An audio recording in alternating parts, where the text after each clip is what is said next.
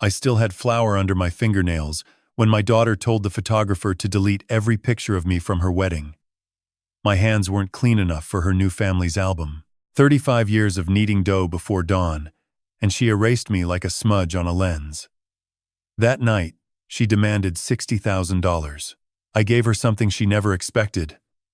A will that left her with absolutely nothing. Before continuing, subscribe to the channel and write in the comments what time it is in your region right now. It started on a March morning, the way most disasters do. Quietly. I was in the bakery at 4, same as every morning for the past 35 years.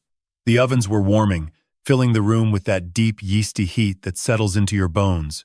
My hands were buried in dough, working it the way Helen taught me, firm but patient.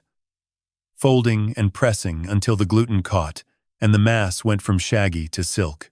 Price and Son Bakery.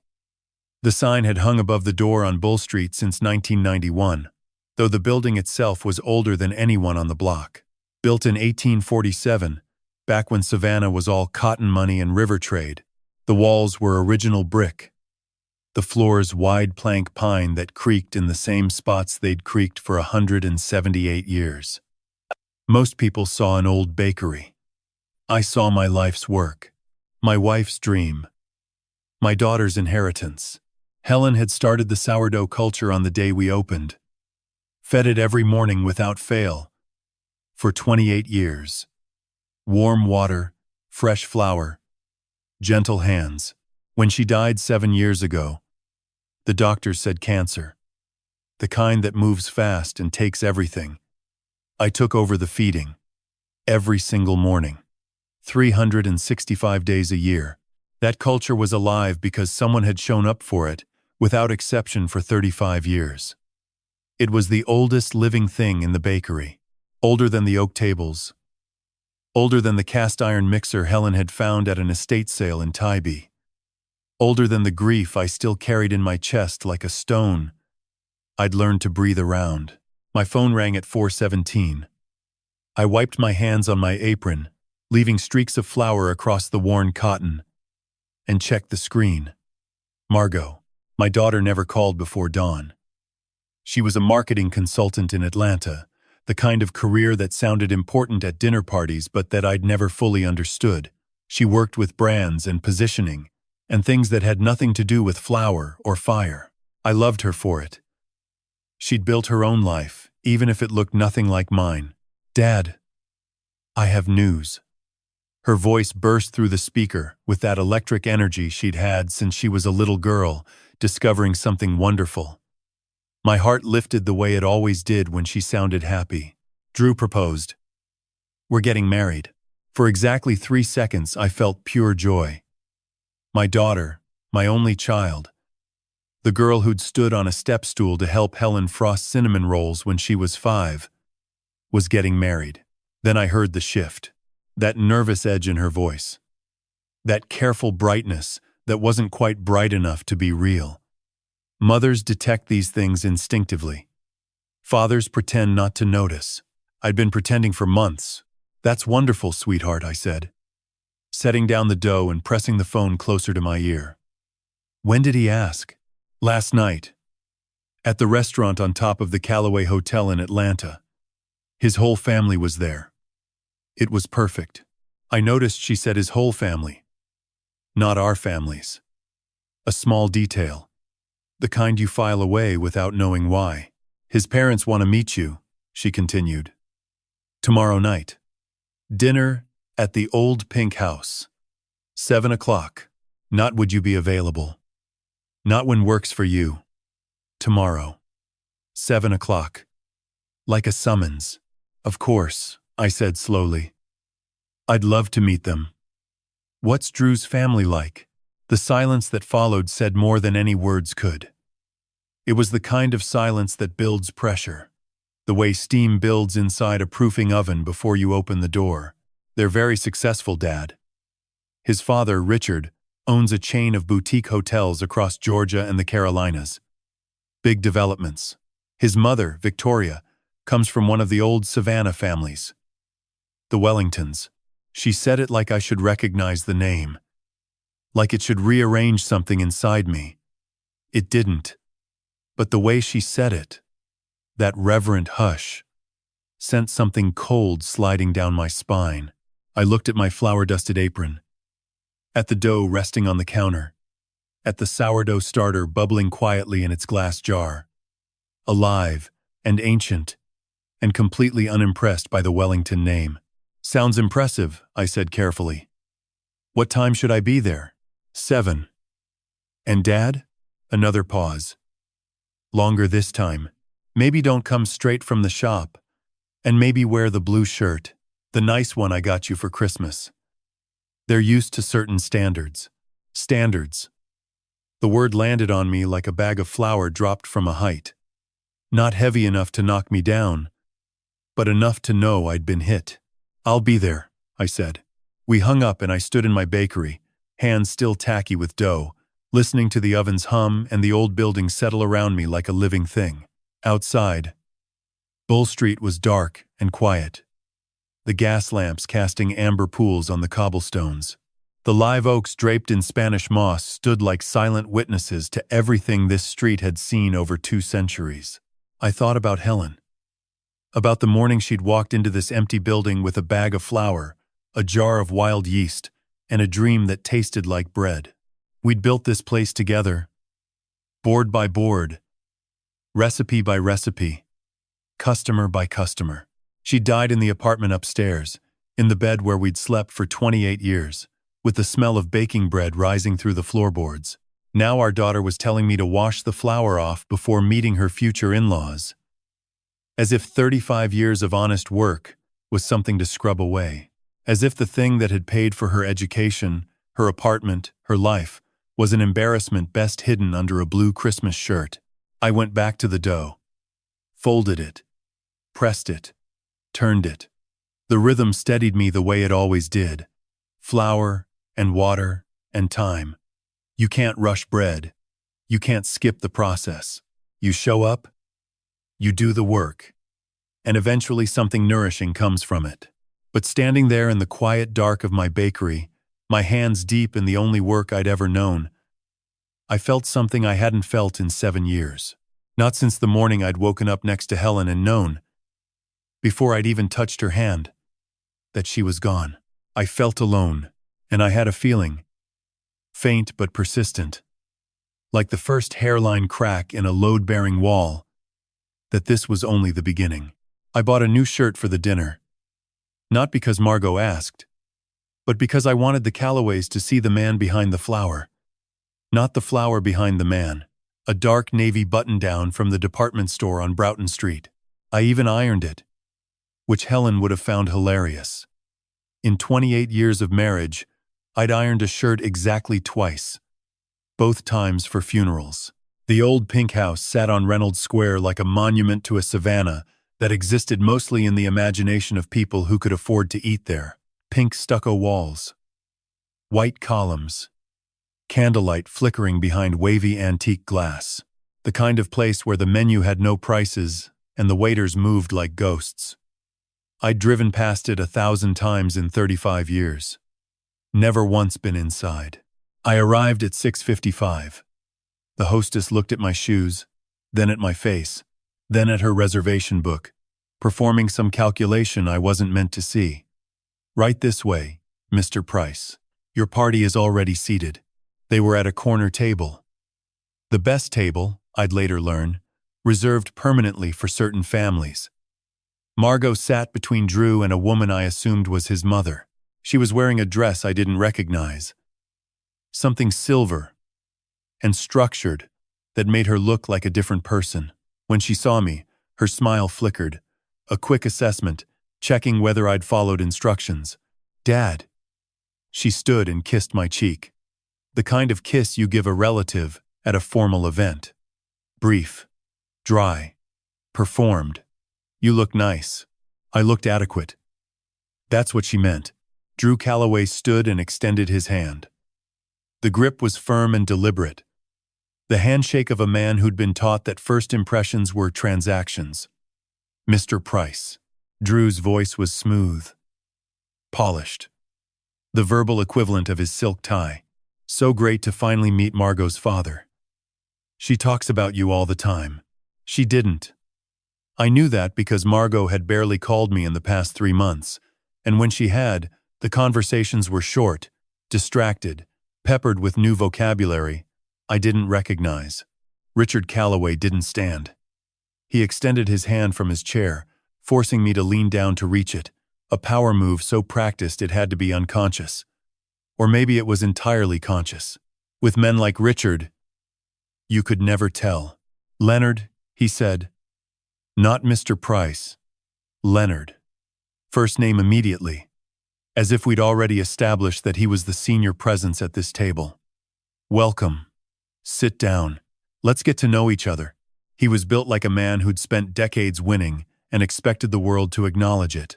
Broad shoulders, silver hair swept back, a watch that caught the candlelight in a way that suggested it cost more than my truck. His eyes swept over me the way a contractor surveys a building scheduled for demolition. Quick. Clinical. Already calculating what the lot would be worth once the structure was gone. Victoria Calloway sat perfectly still, a glass of white wine untouched before her. Blonde hair pulled tight, a strand of pearls resting against her collarbone like they'd been born there. She offered me a smile that traveled no further than her lips. "Mr. Price," she said. "How lovely. Margot's told us about your little bakery on Bull Street." Little bakery. 2 words that reduced 35 years of work to a hobby, a curiosity, a roadside attraction you might photograph, but would never take seriously. "It's been in operation since 1991, I said evenly. "My wife and I built it from nothing." "How charming," Victoria said. And I watched her gaze drop to my hands. I'd scrubbed them for 20 minutes before coming. Used a nail brush, soap, everything short of sandpaper, but 35 years of flour leave traces that no amount of scrubbing removes. It settles into the creases of your knuckles, the beds of your nails, the fine lines of your palms, a permanent watermark of honest labor. Victoria's eyes lingered on those hands for exactly 2 seconds.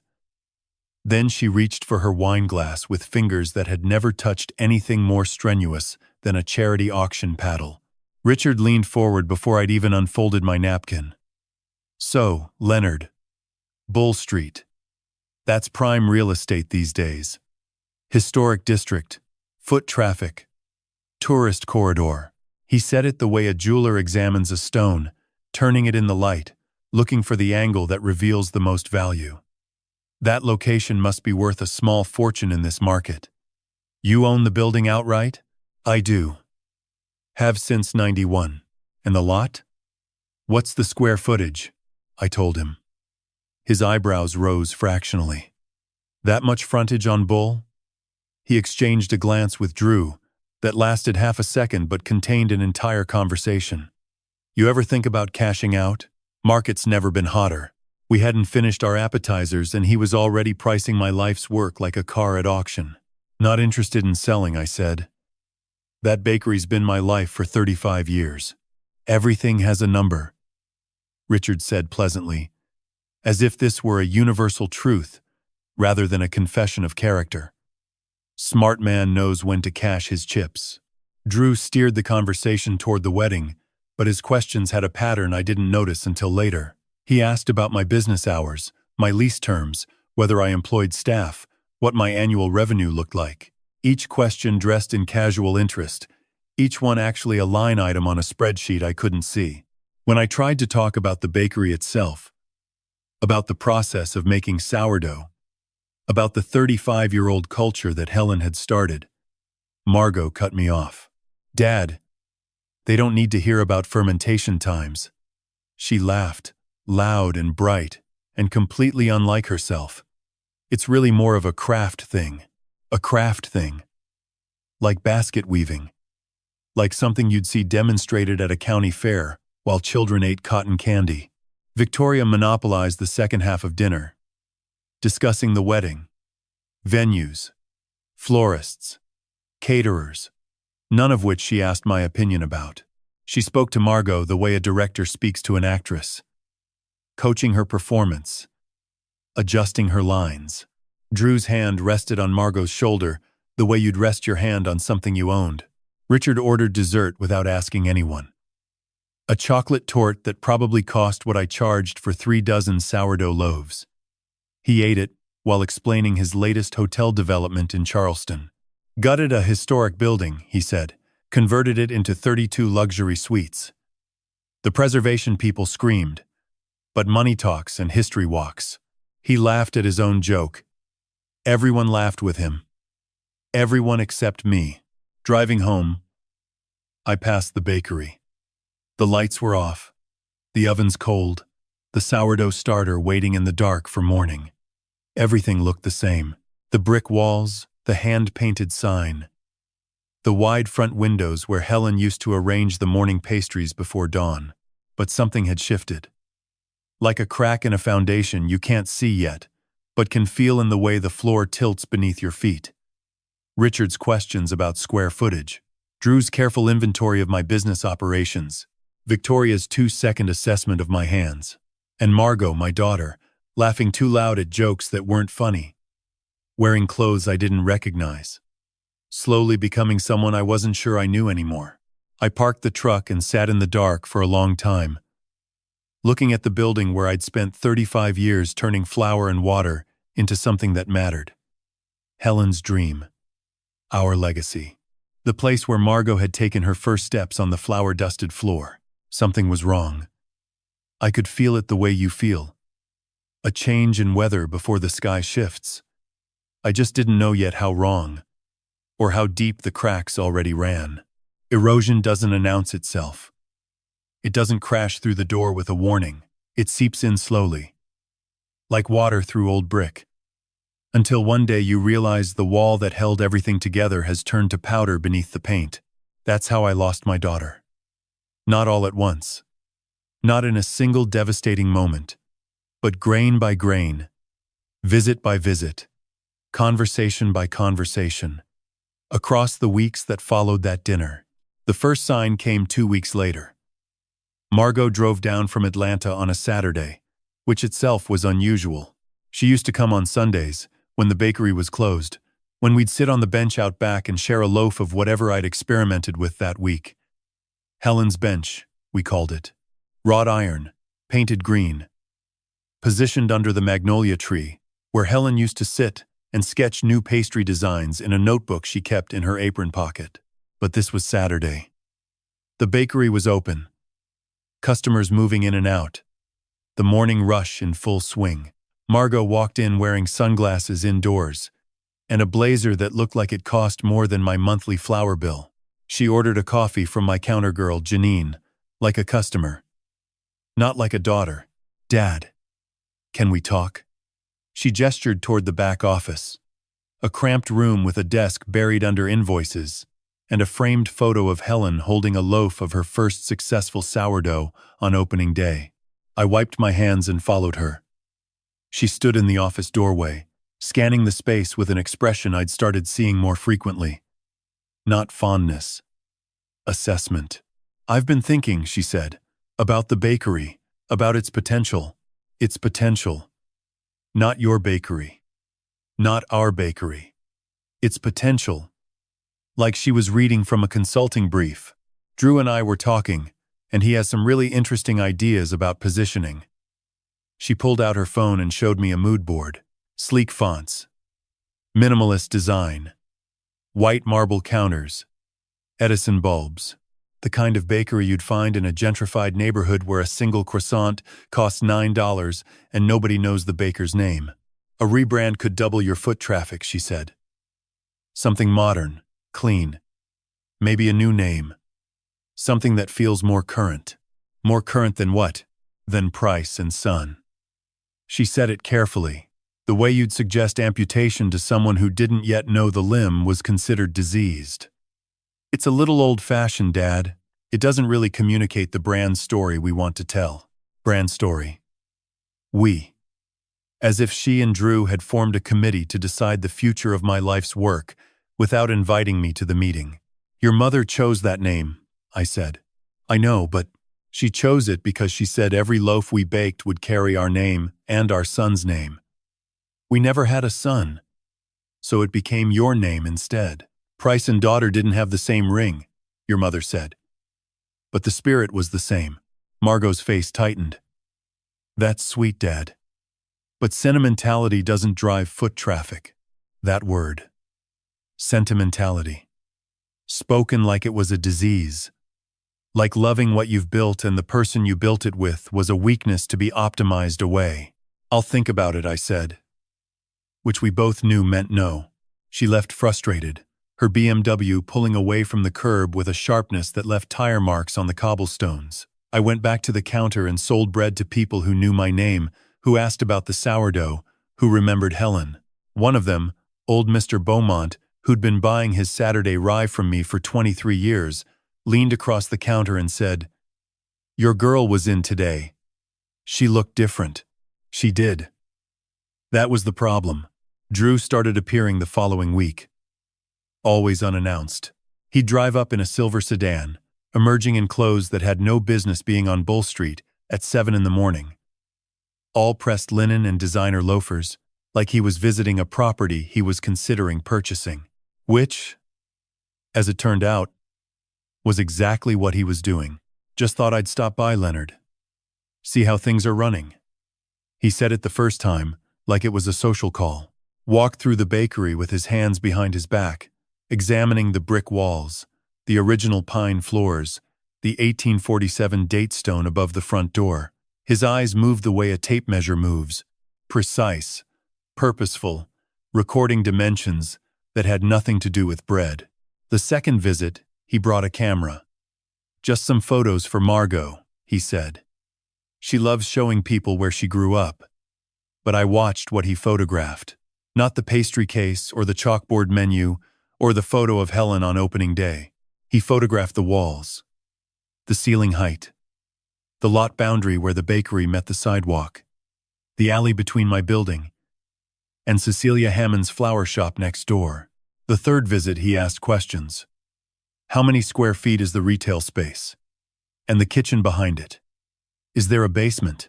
What about the apartment upstairs? That's part of the property too, right? Each question delivered casually. Dropped between compliments about the cinnamon rolls, but I heard them for what they were. Inventory. Due diligence. A buyer. Circling a target. By the fourth visit, he'd stopped pretending to be subtle. What's your lease situation, Leonard? You own outright, right? Any liens? Mortgages? What are your property taxes like? This neighborhood must have seen some reassessments recently. I own this building free and clear, I told him. Have since 1991. That's wonderful. No debt. Clean title. He smiled the way a poker player smiles when he sees the river card. That's really wonderful. Between Drew's visits, I noticed Margot changing. Her vocabulary shifted first. Words like brand positioning and asset optimization and equity unlock started appearing in her sentences like weeds in a garden. She stopped asking how the bakery was doing and started asking how the bakery was performing, as if bread were a stock portfolio. She came down one afternoon in April and walked through the bakery with her phone out, photographing everything. Not fondly, analytically, the way a realtor photographs a house before staging it for sale. She focused on the scratches in the countertop, the faded paint on the window trim, the slight sag in the ceiling where 178 years of Georgia humidity had done its slow, patient work. What are you doing? I asked. Nothing. Just Drew wanted to see some details of the space, but her camera roll told a different story. She'd focused on every flaw, every sign of age, every crack and stain and imperfection. Building a case, I realized, documenting evidence that this place, this life, this father, was something she needed to move beyond. I remembered her at 8 years old, standing on that same step stool, flower in her hair, chocolate on her chin, helping Helen pipe rosettes onto a birthday cake. She'd been so serious about it, her little tongue poking out in concentration, determined to make each swirl perfect. Your hands are magic, Daddy, she'd told me when I shaped a loaf in front of her. I want hands like yours. Now those hands embarrassed her. Now the flower she'd once played in was a stain she wanted scrubbed from her life. That night, after closing, I fed the sourdough starter the way Helen taught me. Warm water, fresh flour, gentle hands. The culture bubbled and breathed. Alive after 35 years, because someone cared enough to show up every single day. I watched it rise in the glass jar. This living thing that connected me to Helen. To the day we opened. To every morning since. Margot wanted to rename the bakery. Drew was measuring the walls. And somewhere between the mood boards and the camera rolls and the questions about square footage, my daughter had stopped seeing a home and started seeing a property. I wondered how long before she suggested killing the starter too. The first sign that something larger was happening on Bull Street came on a Tuesday in April, when I noticed the lights were off at Cecilia Hammond's flower shop. Cecilia had been my neighbor for 40 years. She'd opened Hammond's Florals the same year Helen and I moved into the building, 1984, 7 years before we launched the bakery. She was 78 now. Small and bird-boned, with hands that could arrange roses into something that looked like a painting. Her shop sat to the right of mine, sharing a brick wall that had stood since before the Civil War. On the other side of me was Palmer's Books, a second-hand bookstore run by a retired English professor named Gus Palmer, who drank my coffee every morning at 6:15 and always smelled like pipe, tobacco, and old paper. Beyond Gus was Abernathy Antiques, a dim, cluttered wonderland owned by a couple from Hilton Head who drove down 3 days a week to sell estate furniture and Civil War memorabilia to tourists. These were my neighbors, my community, the ecosystem that had made this stretch of Bull Street feel like something more than commercial real estate. For decades, we'd shared morning coffee, watched each other's storefronts, complained about parking meters, and survived hurricanes together. The kind of neighborhood that developers look at and see inefficiency. The kind of neighborhood that people who actually live there call home. Cecilia's lights were off on a Tuesday. They were off on Wednesday too. By Thursday, I walked over and knocked on the glass. The display window was empty. No roses, no lilies, no hand-lettered chalkboard announcing the weekly arrangements. Just bare shelves and a strip of brown paper taped across the inside of the door. I found her on Friday, sitting on Helen's bench behind my bakery, staring at the magnolia tree with the expression of someone who'd just been asked to leave their own life. "Cecilia?" I sat beside her. "What happened?" She didn't look at me. "I sold the shop, Leonard." 40 years of silence followed that sentence. Not actual silence. Birds were singing. Traffic was humming on Drayton Street. But the kind of silence that fills the space when something permanent has ended. "Why?" I asked. "You love that shop." She turned to me, and I saw something in her eyes I hadn't expected. Not sadness. Fear. "There was pressure," she said carefully. "A man came to see me. A lawyer. He said he represented a development group interested in the block. He was very polite at first. Then, he wasn't." "What do you mean?" "He mentioned code violations. Said the building had issues that would be expensive to fix. Electrical, plumbing, structural. He had a folder with photographs, inspection reports, estimates for repairs that would cost more than the shop was worth." She paused. "He said it would be easier for everyone if I simply sold. The offer was generous," he said. "More than fair." Her hands were trembling. Cecilia Hammond, who had survived a husband's death, raised 3 children alone, and run a business for 4 decades on Bull Street, was trembling. "Who was this lawyer?"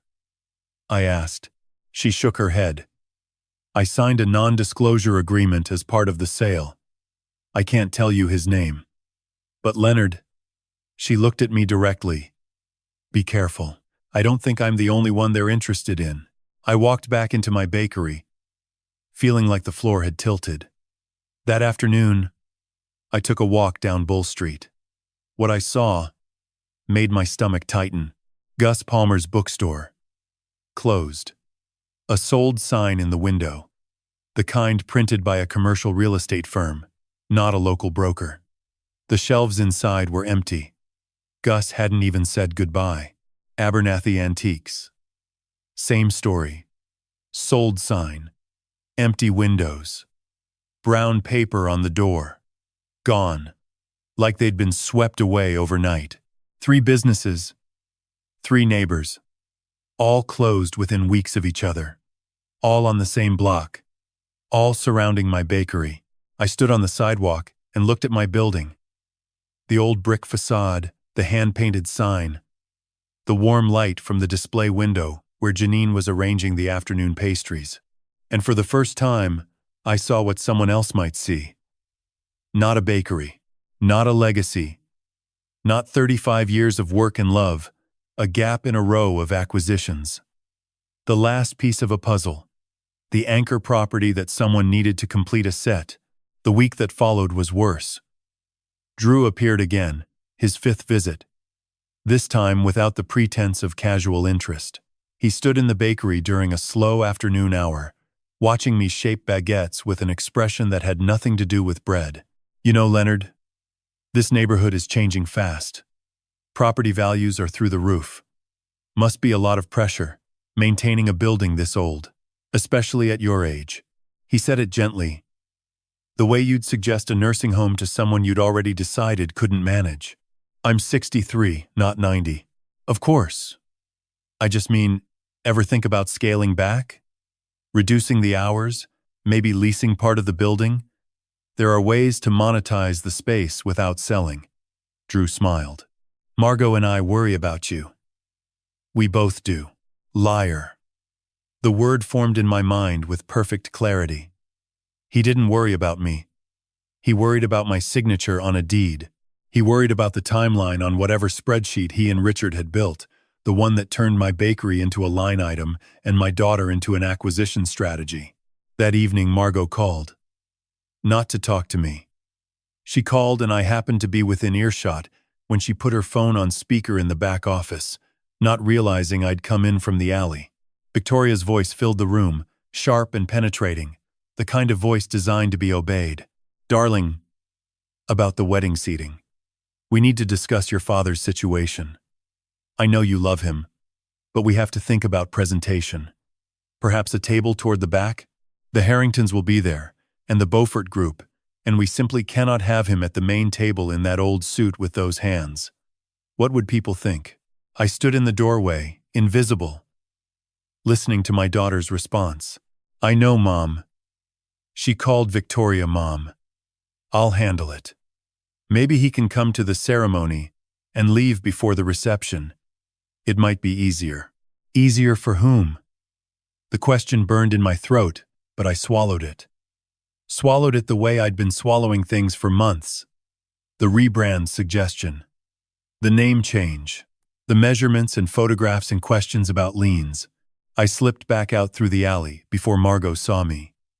Walked to the front of the bakery and looked down Bull Street. Cecilia's shop. Dark. Gus Palmer's bookstore. Dark. Abernathy Antiques. Dark. 3 lights extinguished. 3 businesses erased. And mine. Still lit. The last light on the block. The last domino standing. I went inside, locked the door, and fed the sourdough starter in the quiet of the empty kitchen. The culture bubbled under my hands, alive and patient, unaware that the world outside was closing in around it. Everything was falling into place. Not for me. For them. I just couldn't see the full picture yet. The stores disappearing one by one like squares on a game board. Drew measuring my walls. Richard pricing my land. Victoria planning my removal from my own daughter's wedding. The dominoes were falling. And my bakery was next in line.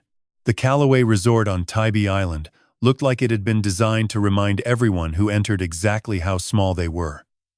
Mission accomplished. It sat on the beach side of the island. A sprawling complex of whitewashed buildings and manicured grounds that managed to make the Atlantic Ocean look like a decorative feature. Valet parking, a lobby with a chandelier the size of my delivery van, staff in matching uniforms who moved with the synchronized precision of people trained to be invisible while being constantly watched.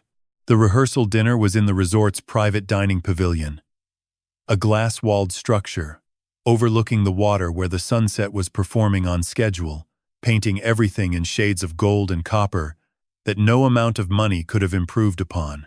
Nature, at least, hadn't been bought by the Callaways. Not yet.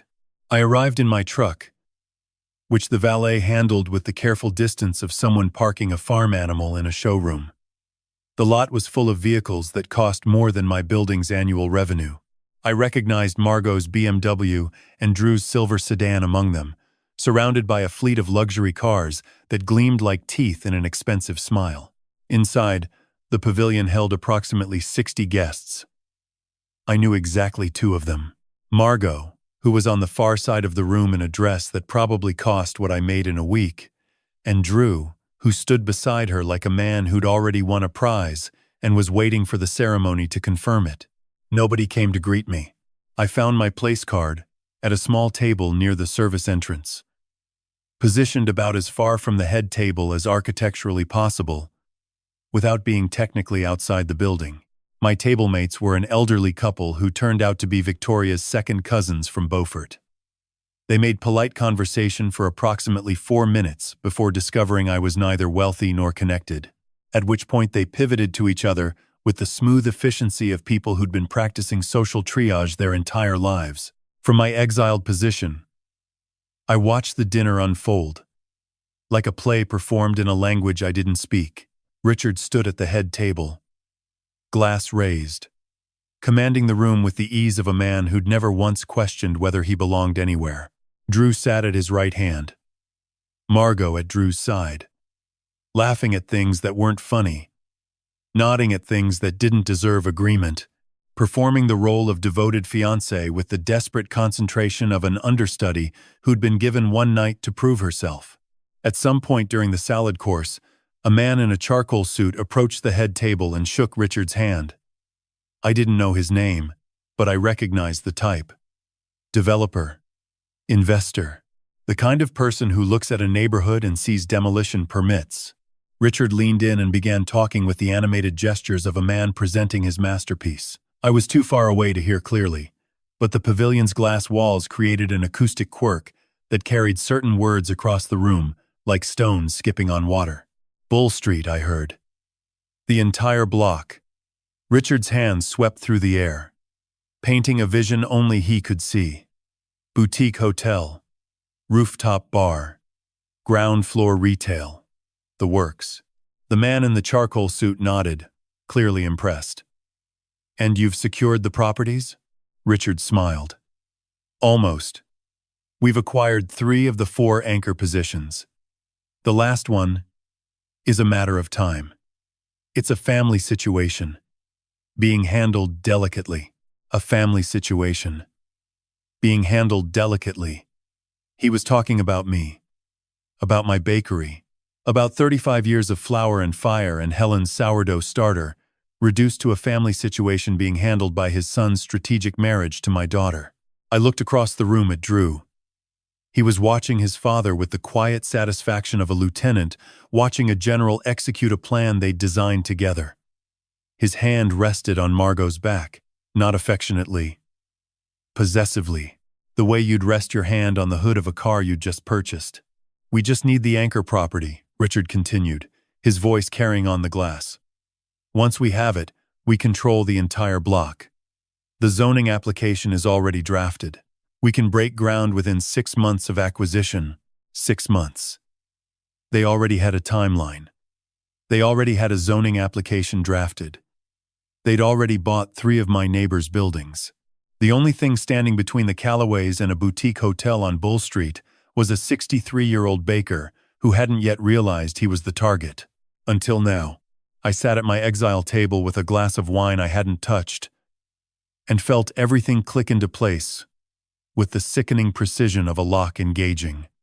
Drew's visits to the bakery, the photographs, the questions about square footage and liens and property taxes, Margot's push to rebrand, to modernize, to erase the name Price from the sign. The stores closing one by one around me. Cecilia's fear. The code violations. The pressure. The generous offers. It was never about Margot. It had never been about Margot. She was a means to an end. And the end was sitting on Bull Street, with a hand-painted sign and a sourdough starter that had been alive for 35 years. Drew Calloway hadn't fallen in love with my daughter. He'd fallen in love with my address. The wedding wasn't about family. It was a business transaction. Get the girl. Wait for the old man to cooperate or die. Acquire the property. Bulldoze the bakery. Build a hotel. Flip it for millions. I excused myself from the table. Nobody noticed. I walked out of the pavilion, past the valets, into the warm Tybee night where the ocean crashed against the shore with a rhythm that didn't care about zoning applications or boutique hotels or old men being erased from their daughters' lives. The drive back to the mainland took 40 minutes. I crossed the bridge in silence, the marshes spreading out on either side like dark water, the Savannah skyline glowing faintly ahead. When I reached Bull Street, I slowed the truck to a crawl and looked at what I'd been too blind to see for months. Cecilia's flower shop. Dark. Sold. Palmer's books. Dark. Sold. Abernathy antiques. Dark. Sold. And there, between the darkness, my bakery. Warm light, still glowing through the display window.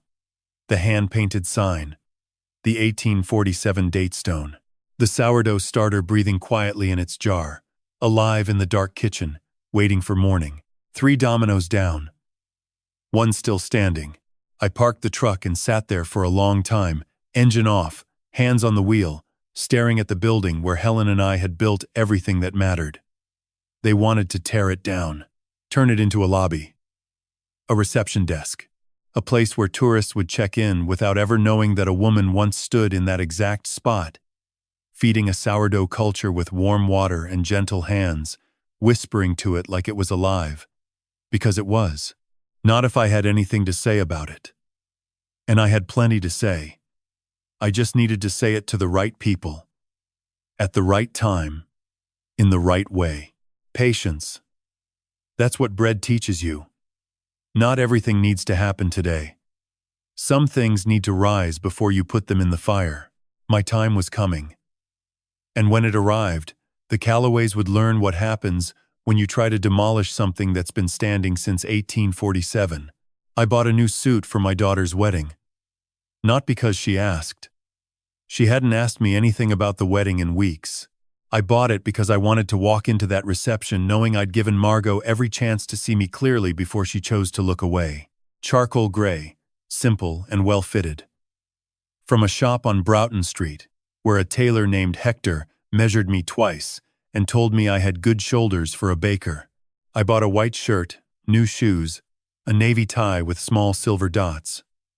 Nothing flashy, nothing apologetic. Just a man dressed with care for an occasion that should have meant everything. The Calloway Resort on Tybee Island was dressed for the occasion too. 400 guests in pristine white chairs on a lawn, so green it looked painted. A string quartet. Flowers cascading from arches in arrangements so elaborate they looked engineered rather than grown. Cecilia could have done better. I thought. Cecilia could have done this. With her eyes closed, I found my seat. Row 12, far left. Partially obscured by a pillar wrapped in white silk. Not the front row where fathers typically sit. Not the second or third.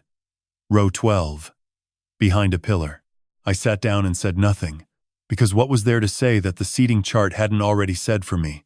Margot appeared at the end of the aisle alone. No father beside her.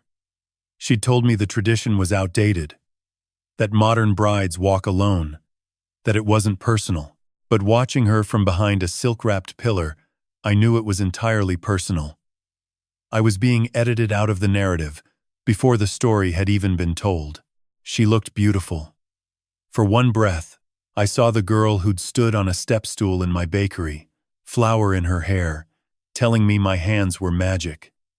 Then she reached Drew, and that girl vanished. The woman who took his hand was someone polished, perfect, and performing. Someone who'd learned to smile without meaning it. The reception was in the grand ballroom. I found my table. Number 31. Near the kitchen doors, where the clatter of dishes provided a soundtrack nobody at the head table had to endure. My table mates were strangers, who made polite conversation for 5 minutes before determining I offered no professional value and turning to their phones. I sat alone at a table for 8 and watched the reception like a visitor from another country. Richard working the room like a campaign. Drew steering Margot through the crowd, his hand on her back, guiding her toward the right people, away from the wrong ones. Victoria at the head table, draped in pearls and judgment. Around 8 o'clock, I noticed Margot near the far wall with the photographer. They were reviewing images on a laptop, the screen casting blue light on their faces. I stood, thinking perhaps this was my moment. Perhaps she'd want a photo with her father. Perhaps she'd forgotten I was there and would be glad to see me. I walked toward them, got within 3 meters, close enough to hear every word. The photographer was scrolling through images. Margot leaned over his shoulder, pointing at the screen. "That one," she said. "Delete it." The photographer hesitated. "That's a nice candid of you and your father during the ceremony." "Delete it." Her voice was flat, clinical. The voice of someone removing a blemish from a proof sheet. He clicked. The image disappeared. "And that one? He's in the background. You can see his hands." I could see the image from where I stood. A shot of the garden during the ceremony. There I was in row 12, partially hidden by the pillar, my hands resting on my knees, hands creased with 35 years of flour, hands that had kneaded her first birthday cake, held her mother's hand in the hospital, shaped 10,000 loaves before dawn so she could have a life better than mine. "Get rid of all of them," Margot said. "Every single one he's in. His hands still have flour on them. It doesn't match the aesthetic." She didn't whisper. She didn't lower her voice. She said it the way you'd tell a cleaner to remove a stain from a tablecloth. Matter of fact. Routine. As if erasing her father from the most important day of her life was simply another item on the checklist, right between thank you cards and returning the rentals. The photographer glanced up and saw me. His face went pale. He opened his mouth, but I shook my head. Just once. "Don't." Margot never turned around. She kept scrolling, kept pointing, kept deleting. Frame by frame, image by image, I disappeared from my daughter's wedding. Erased like I'd never been there. Like 35 years of 4 o'clock mornings and flour-dusted hands and a dead wife's dream had never existed. I turned and walked away.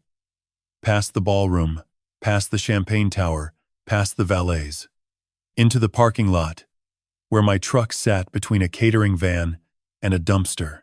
I got in, started the engine, and drove off the island in silence. Across the bridge. Through the marshes.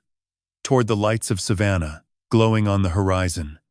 My hands steady on the wheel. Not from calm, from something colder. Something that had been building for months, compressed like sediment at the bottom of a river, and had finally crystallized into something hard and sharp and permanent. I wasn't sad. I was past sad. Sadness is soft, blurry. Something you can cry through and come out the other side. This was clarity, the kind that arrives only when every illusion has been stripped away and you're left staring at bare truth like a bone with no meat on it. My daughter had erased me, not metaphorically, not gradually. She'd stood 3 meters away and deleted my face from her life with the casual efficiency of someone clearing old files from a hard drive. And something in me, the part that had made excuses, that had hoped she'd come around, that had believed patience alone could fix what was breaking, that part went quiet. Not dead, just finished waiting. The war hadn't started yet. But the man who would fight it had finally arrived. I didn't go home. I drove past my house without stopping and went straight to the bakery. Parked the truck on Bull Street, unlocked the front door, and stepped inside without turning on the lights. The ovens were cold, the display case empty, cleared out by Janine before she'd locked up for the evening. The only sound was the building itself, the old bones of 1847 settling in the dark, the way they'd settled every night for 178 years. I sat on the stool behind the counter, still wearing my charcoal suit, and breathed in the only air that had ever made sense to me. Flour dust and yeast, and the ghost of that morning's sourdough still lingering in the walls. Helen used to say the bakery absorbed everything. Every loaf, every laugh, every argument, every tear. The bricks, remember? Eugene. She'd told me once. They hold it all. If that was true, then these walls held 35 years of us. 35 years of 3 o'clock alarms and 4 o'clock dough and 5 o'clock ovens and 6 o'clock doors, opening to a city that smelled like river and rain. They held Helen's voice singing along to the radio while she shaped croissants. They held Margot's footsteps running through the kitchen on Saturday mornings, her bare feet slapping the pine floors. Margot at 5, sitting on the flour bin, watching Helen with the wide eyes of a child who believed her mother could make anything. Margot at 8, standing on the step stool, her small hands buried in dough for the first time. Helen beside her, guiding those little fingers with the patience of a woman who understood that teaching takes longer than doing, and that the lesson matters more than the bread. Like this, baby, Helen had said, folding the dough gently. Don't fight it. Feel when it's ready. It'll tell you. How does bread talk, Mommy? Helen had laughed. The same way everything talks. You just have to be quiet enough to listen. Margot's dough had been lumpy and overworked that first time. She'd been so disappointed, staring at the misshapen loaf like she'd committed a crime. But Helen had baked it anyway, and we'd eaten it warm from the oven with butter, and Margot had declared it the best bread in the world. Your hands are magic, Daddy, she'd said, watching me shape a baguette. No, sweetheart, I'd told her. Not magic. Just practice. Show up every morning, and your hands learn what your head can't teach them. She'd believed me then. She'd believed in flour and patience and showing up. She'd believed that these hands, my hands, could make something from nothing. Now those hands embarrassed her. Now they were something to be deleted from a screen. I sat in the dark bakery until my phone rang at 11. The screen lit up the empty kitchen with cold blue light.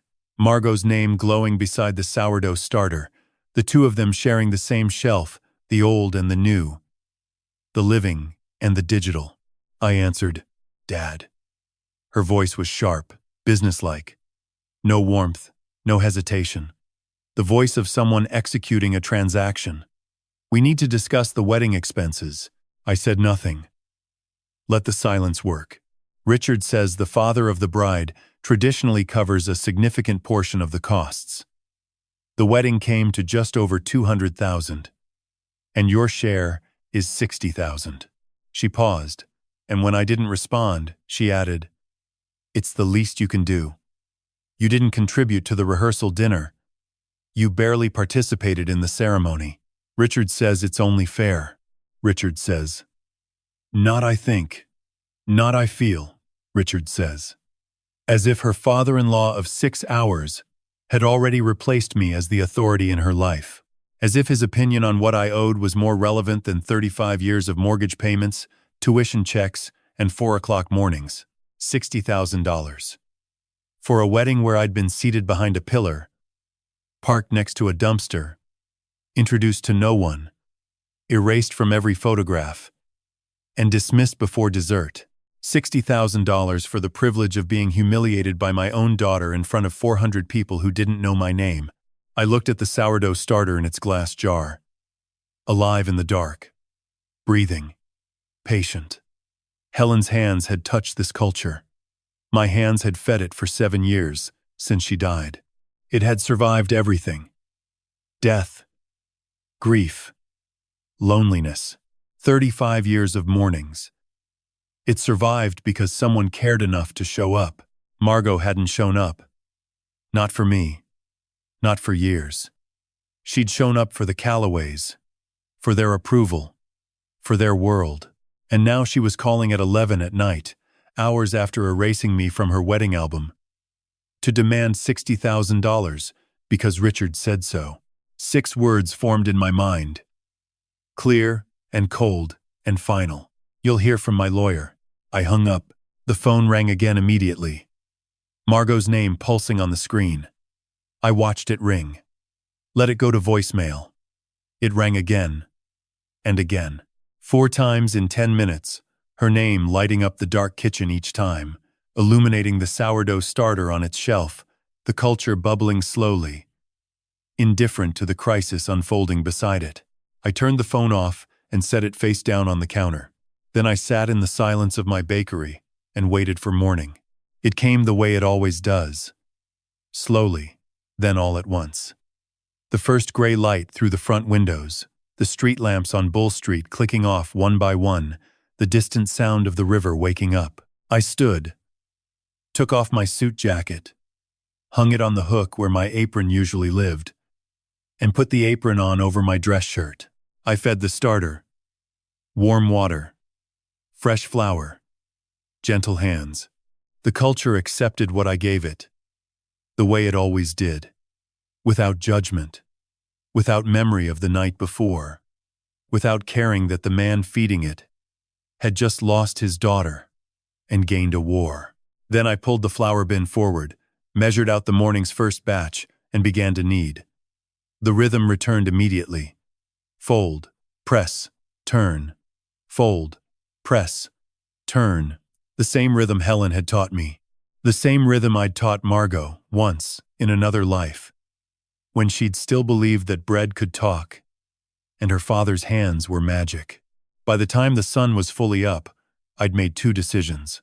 The first was that I would protect everything Helen and I had built, every brick, every recipe, every grain of the sourdough culture she'd started on opening day. No one would take it. No one would bulldoze it. No one would turn it into a hotel lobby. The second was that the Callaways, all of them, would learn the difference between a man who is patient and a man who is passive. They'd mistaken one for the other. They were about to discover that dough needs time to rise. So does justice. And both, when they arrive completely. Nathaniel Greer's office smelled like old paper and Southern justice. Leather chairs worn smooth by decades of clients who'd come through that door with problems that needed solving. Framed maps of historic Savannah on the walls. Property lines drawn in ink that had faded from black to amber over the centuries. A ceiling fan turning slowly overhead, because Nathaniel believed air conditioning was a concession to weakness, even in Georgia. I'd known him for 25 years. He'd helped Helen and me draft our wills when Margot was born, handled the property transfer when we bought the building outright in '91, and filed the paperwork when Helen died. He was the kind of lawyer who charged fair rates and remembered your wife's name and kept a bottle of bourbon in his desk drawer for conversations that required it. This conversation required it. "Leonard," he said, pouring 2 glasses and sliding one across the desk. "You sounded like a man on fire when you called this morning. What's going on?" I told him everything.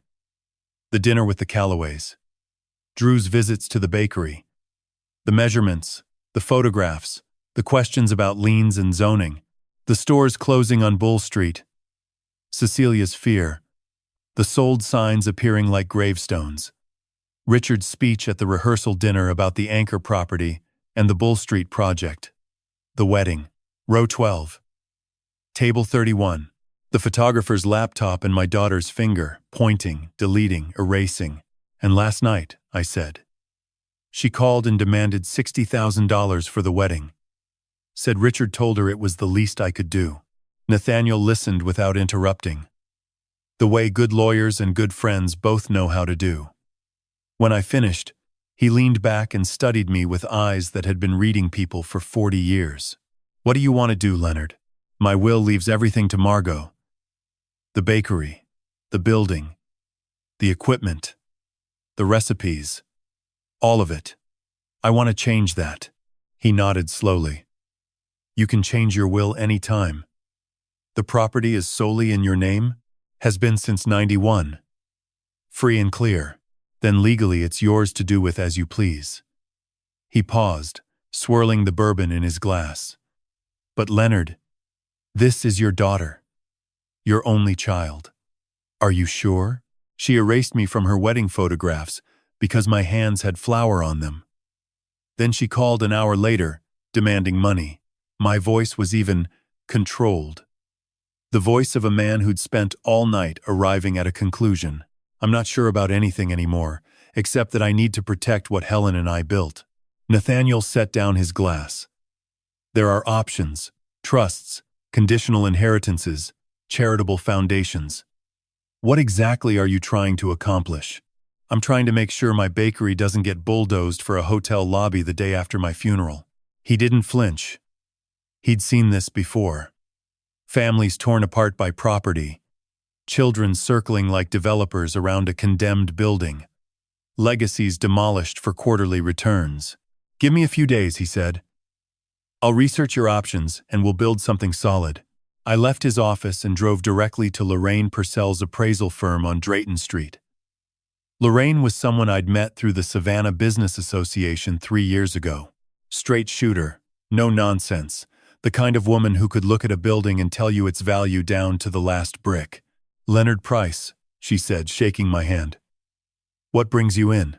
I need to know what my property is worth.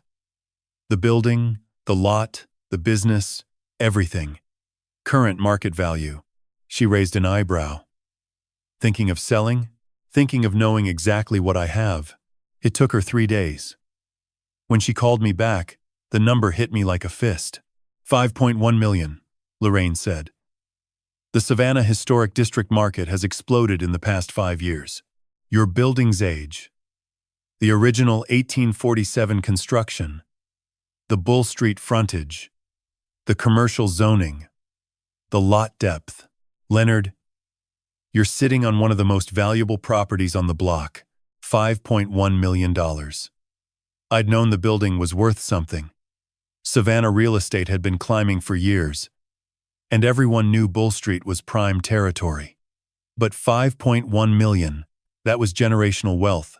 That was why Richard's eyes had calculated square footage before I'd unfolded my napkin at dinner. That was why Drew had visited 5 times with a camera and questions about liens. That was why 3 of my neighbors had been pressured into selling. Lorraine, I said carefully. One more question. Has anyone contacted you about my property recently? Silence on the line. The kind of silence that tells you the answer before the words arrive. I can't discuss other clients, Leonard. You know that. I'm not asking for names. I'm asking whether someone has been inquiring about a property they don't own yet. Another pause. Longer this time. I can tell you this, she said. Approximately 2 months ago, a man contacted my office, requesting a preliminary valuation for a commercial property on Bull Street, matching your building's description. He said it would be changing hands within the year. My grip tightened on the phone. He asked specifically about demolition costs, she continued. How much to remove the existing structure and prepare the lot for new commercial construction. He also inquired about the process for rezoning from mixed use to full commercial hospitality. Demolition costs. He wanted to know how much it would cost to tear down a building that had stood since 1847. A building where Helen had started a sourdough culture on opening day. A building where my daughter had taken her first steps on flour-dusted pine floors. He wanted to know the price of erasing all of it. 2 months ago. That was March. Before the engagement party. Before the wedding invitations. Before Drew had even officially proposed to Margot. He'd been pricing the demolition of my life's work before he'd put a ring on my daughter's finger. I thanked Lorraine and hung up. Stood in my living room above the bakery, looking down at Bull Street through the window, where Helen used to watch the morning light move across the cobblestones. $5.1 million. That's what Drew Calloway saw when he looked at my bakery. Not bread. Not legacy. Not 35 years of a dead woman's dream kept alive by a man who still fed her sourdough starter every morning. Just a number. A demolition estimate. A zoning application waiting to be filed. Drew hadn't fallen in love with my daughter. He'd fallen in love with my address. And he'd started planning to destroy everything on it before he'd even asked her to marry him. I called Nathaniel. I know what I want to do, I said. And I know exactly what I'm protecting it from. Good, he replied. Come in tomorrow. We'll build you a fortress. I went downstairs, into the bakery, and fed the sourdough starter. The culture bubbled under my hands, alive, patient, unaware that someone had already calculated the cost of killing it. $5.1 million. And they thought they could take it all with a wedding ring and a smile. They were about to learn what this old baker was really worth. There are two kinds of protection in this world. The kind you buy with money, lawyers, and security systems and walls, built high enough to keep people out. And the kind you build with history. With roots so deep and walls so old that tearing them down would mean destroying something the world has agreed to preserve. The Callaways had the first kind. I was about to acquire the second. Nathaniel called me on a Monday morning, 6 days after the wedding. I was shaping baguettes, the radio playing low, the ovens warm, the rhythm of the bakery carrying me through another dawn the way it had carried me through every dawn since Helen died. "Leonard, get in here." His voice had an energy I hadn't heard before. I found something. I left Janine in charge and drove to his office. He was standing behind his desk when I arrived, not sitting, which meant he was excited. Nathaniel only stood when he'd found something worth standing for. "Your building," he said, tapping a stack of documents on his desk. Built in 1847. Original brick construction. Original pine floors. Original facade. It's been in continuous commercial use for 178 years. "I know all that, Nathaniel." He smiled. "Do you know that it qualifies for the National Register of Historic Places?" The words landed slowly, each one carrying weight I didn't immediately understand. National Register. Historic Places. I knew what those words meant individually, but together, applied to my bakery, they rearranged everything. Nathaniel saw my expression and leaned forward. Once a property is listed on the National Register, it receives federal protection. The building cannot be demolished. The facade cannot be significantly altered. The property cannot be rezoned for purposes inconsistent with its historic character without an extensive review process that takes years and almost never succeeds. He paused, letting it sink in. "In other words, Leonard, no one can tear it down. No one can turn it into a hotel lobby. No one can bulldoze 178 years of history for a rooftop bar, no matter how many lawyers they hire or how much money they throw at the zoning board." I sat down. My legs made the decision for me. How long does the listing process take? Normally, months. But I made some calls. The Historic Savannah Foundation has an expedited review process for buildings under imminent threat of demolition or significant alteration. I spoke with their director this morning. She's very interested. There was an irony here so perfect it almost hurt. Victoria Callaway sat on the board of the Historic Savannah Foundation, the very organization that was about to protect my building from her family's development plans. She'd spent years burnishing her reputation as a patron of historic preservation, while her son and husband schemed to demolish one of the oldest commercial buildings on Bull Street. Nathaniel caught my expression. "I know," he said. "You can't write this stuff." The foundation's review was swift. Their architectural historian visited the bakery on a Wednesday afternoon. Spent 3 hours examining the brickwork, the floors, the date stone, the original window frames. She photographed everything with the reverence of someone documenting a cathedral. "This building is extraordinary," she told me. 1847. Pre-Civil War. Original construction largely intact. It's exactly what the register was designed to protect. 10 days later, the listing was approved. A certificate arrived in the mail, heavy paper with an embossed seal. I hung it on the wall behind the counter, next to the photograph of Helen on opening day. But the historic designation was only half the fortress. The other half was the trust. Nathaniel and I spent 2 full days drafting the terms. An irrevocable trust, meaning once it was signed, it couldn't be changed. Not by me, not by Margot, not by a fleet of Callaway attorneys. The property, the business, the equipment, the recipes, and all associated assets would transfer upon my death to the Savannah Heritage Trades Foundation, a nonprofit supporting traditional craftspeople in the historic district. Unless Margot met very specific conditions. Condition 1. Nathaniel read aloud, adjusting his glasses. The beneficiary must work at Price & Son Bakery in a full-time operational capacity for a minimum of 5 continuous years, beginning no later than 12 months after the grantor's death. Condition 2. The beneficiary may not sell, lease, transfer, or otherwise dispose of the property for a period of 15 years following the commencement of the 5-year work requirement. Condition 3. The property must be maintained as a working bakery throughout the entire 20-year period. Any cessation of bakery operations for more than 90 consecutive days triggers automatic transfer to the foundation. I nodded. Keep going. Condition 4. Nathaniel paused, looking at me over his glasses. This is the one you asked for specifically. Read it. Should the property be sold, demolished, or converted to non-bakery use at any point, the sourdough culture maintained continuously at Price & Son Bakery since 1991 shall be destroyed by notarized order. No buyer, no developer, no successor, and no corporation shall possess, use, or replicate the culture. The culture shall be disposed of by the trustee in the presence of a notary public, and its destruction shall be recorded as a condition of the trust's execution. Silence filled the office.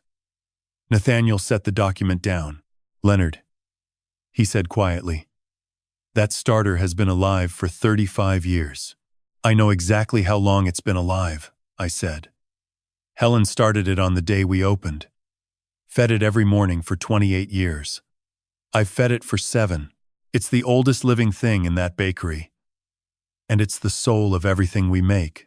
I looked at him directly. If they want to kill this place, they kill everything. The building, the business, the name, and the culture that Helen built with her own hands. I want them to understand that. I want it written in language so clear that no lawyer can find a loophole and no developer can find a workaround. Nathaniel held my gaze for a long moment. Then he nodded. We signed the trust on a Friday afternoon. 2 witnesses from Nathaniel's office.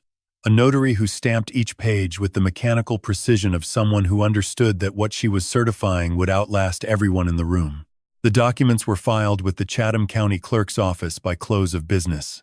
I drove back to the bakery and stood in the kitchen, looking at the sourdough starter in its glass jar. Bubbling. Breathing. Alive. I'd built my fortress. Historic designation on the building. Irrevocable trust on the property. Conditions so specific that the only way Margot could inherit was by becoming the person she used to be, a baker's daughter with flour on her hands and patience in her bones. The walls were up. The documents were filed. The fortress was complete. Now all I had to do was wait for the wolves to arrive at my door. I didn't have to wait long. They came on a Thursday. I know because Thursday is sourdough day. The day I baked the bread that made this bakery famous. The day I'd been waiting for since the moment I realized my daughter had erased me from her own wedding. I was shaping baguettes when I heard the car doors slam, Drew's silver sedan, Margot's BMW, and a third vehicle I didn't recognize. A black SUV with tinted windows. The kind that usually carries lawyers or private security. My stomach tightened, but my hands didn't falter. Fold, press, turn. The rhythm of the bakery was the only rhythm I needed. I wiped my hands and walked to the front. Drew, Margot, and a man in a charcoal suit stood on the sidewalk, looking at my building like it was a problem they'd already solved. Drew's smile was too wide, too practiced. Margot wouldn't meet my eyes. Leonard, Drew said, extending his hand. Good to see you. We've been trying to reach you. I shook his hand, matching his grip without thinking. I know. I've been busy. He gestured to the man beside him. This is Robert Whitmore, from Whitfield & Associates. He's been helping us with some legal matters. Whitmore didn't offer his hand. He just nodded, his expression already assessing, already calculating. "We'd like to talk, Leonard," Drew said. "About the future." I stepped back and gestured toward the bakery. "Come in. I'll make coffee." We sat at the small table by the window where I usually took my breaks. The morning light was streaming in, catching the dust motes dancing above the flour bin. Drew and Whitmore took the chairs. Margot stood by the counter, arms crossed, looking anywhere but at me. Drew opened his briefcase and pulled out a folder. "We've been thinking about your future, Leonard. About what's best for everyone." I didn't say anything. Let him talk. I'd learned that much from 35 years of marriage to Helen and 7 years of running a business in Savannah. People will tell you everything you need to know if you just let them talk. "We've prepared an offer," Drew continued, sliding a document across the table. "It's fair. More than fair, actually. $800,000 for the property and the business, and a condo in Florida. Fully furnished, near my parents' place. You could retire comfortably. No more 4 o'clock mornings. No more worrying about the bakery. Just peace and quiet." I didn't touch the paper. I looked at Drew's face, at the smile that didn't reach his eyes, at the confidence of a man who'd already counted his chickens before they'd hatched. $800,000, I said. For 35 years of work. For Helen's dream. For a building that's been standing since 1847. Drew's smile faltered for a fraction of a second. "It's a generous offer, Leonard. The market is what it is. You could sell and walk away with enough to live comfortably for the rest of your life." I leaned back in my chair. "I've already told you I'm not interested in selling." Whitmore spoke for the first time, his voice smooth and practiced. "Mr. Price, we understand this is an emotional decision, but you should understand the reality of your situation. The Callaway Group has made significant investments in the Bull Street corridor. We've acquired the surrounding properties. We have the resources to make this process either very smooth or very difficult. I'm sure you can appreciate the wisdom of accepting a fair offer." "I appreciate the wisdom of walking away from a bad deal," I said. "This bakery isn't for sale." Drew's expression shifted from pleasant to concerned. "Leonard, we're not trying to pressure you. We're trying to help you. Think about your future. Think about Margot's future. She's your daughter. Doesn't she deserve to have a relationship with both parents without this bakery standing in the way?" That was the moment. The moment I'd been waiting for. The moment when the mask slipped, and I saw the calculation behind the smile. I reached into my own briefcase, the one I kept behind the counter, and pulled out a folder. I slid it across the table. Drew opened it. His eyes scanned the first page, then widened slightly. He looked up at me. Confusion, replacing confidence. "What is this?" "That's a certified appraisal from Lorraine Purcell. Current market value of the property and business. $5.1 million. Drew's face went pale. He looked at Whitmore, who was already frowning, flipping through the pages. $5.1 million, I said. "That's what my bakery is worth. Not $800,000. Not a condo in Florida. $5.1 million. Drew tried to recover. "That's just an appraisal." "It's not. I have other documents," I interrupted. I pulled out the second folder. "This is the certificate of listing on the National Register of Historic Places. My building is protected. It cannot be demolished. It cannot be significantly altered. It cannot be rezoned for commercial hospitality purposes. The review process takes years and almost never succeeds." Drew's mouth opened and closed. He looked like a man who'd just been told the ground had been pulled out from under him. "And this," I said, pulling out the third folder, "is the irrevocable trust I signed 3 weeks ago. The property and business are held in trust for the Savannah Heritage Trades Foundation. Upon my death, the property transfers to the foundation with one condition. My daughter, Margot, may inherit the bakery and the building upon fulfillment of specific requirements. She must work at the bakery for 5 continuous years.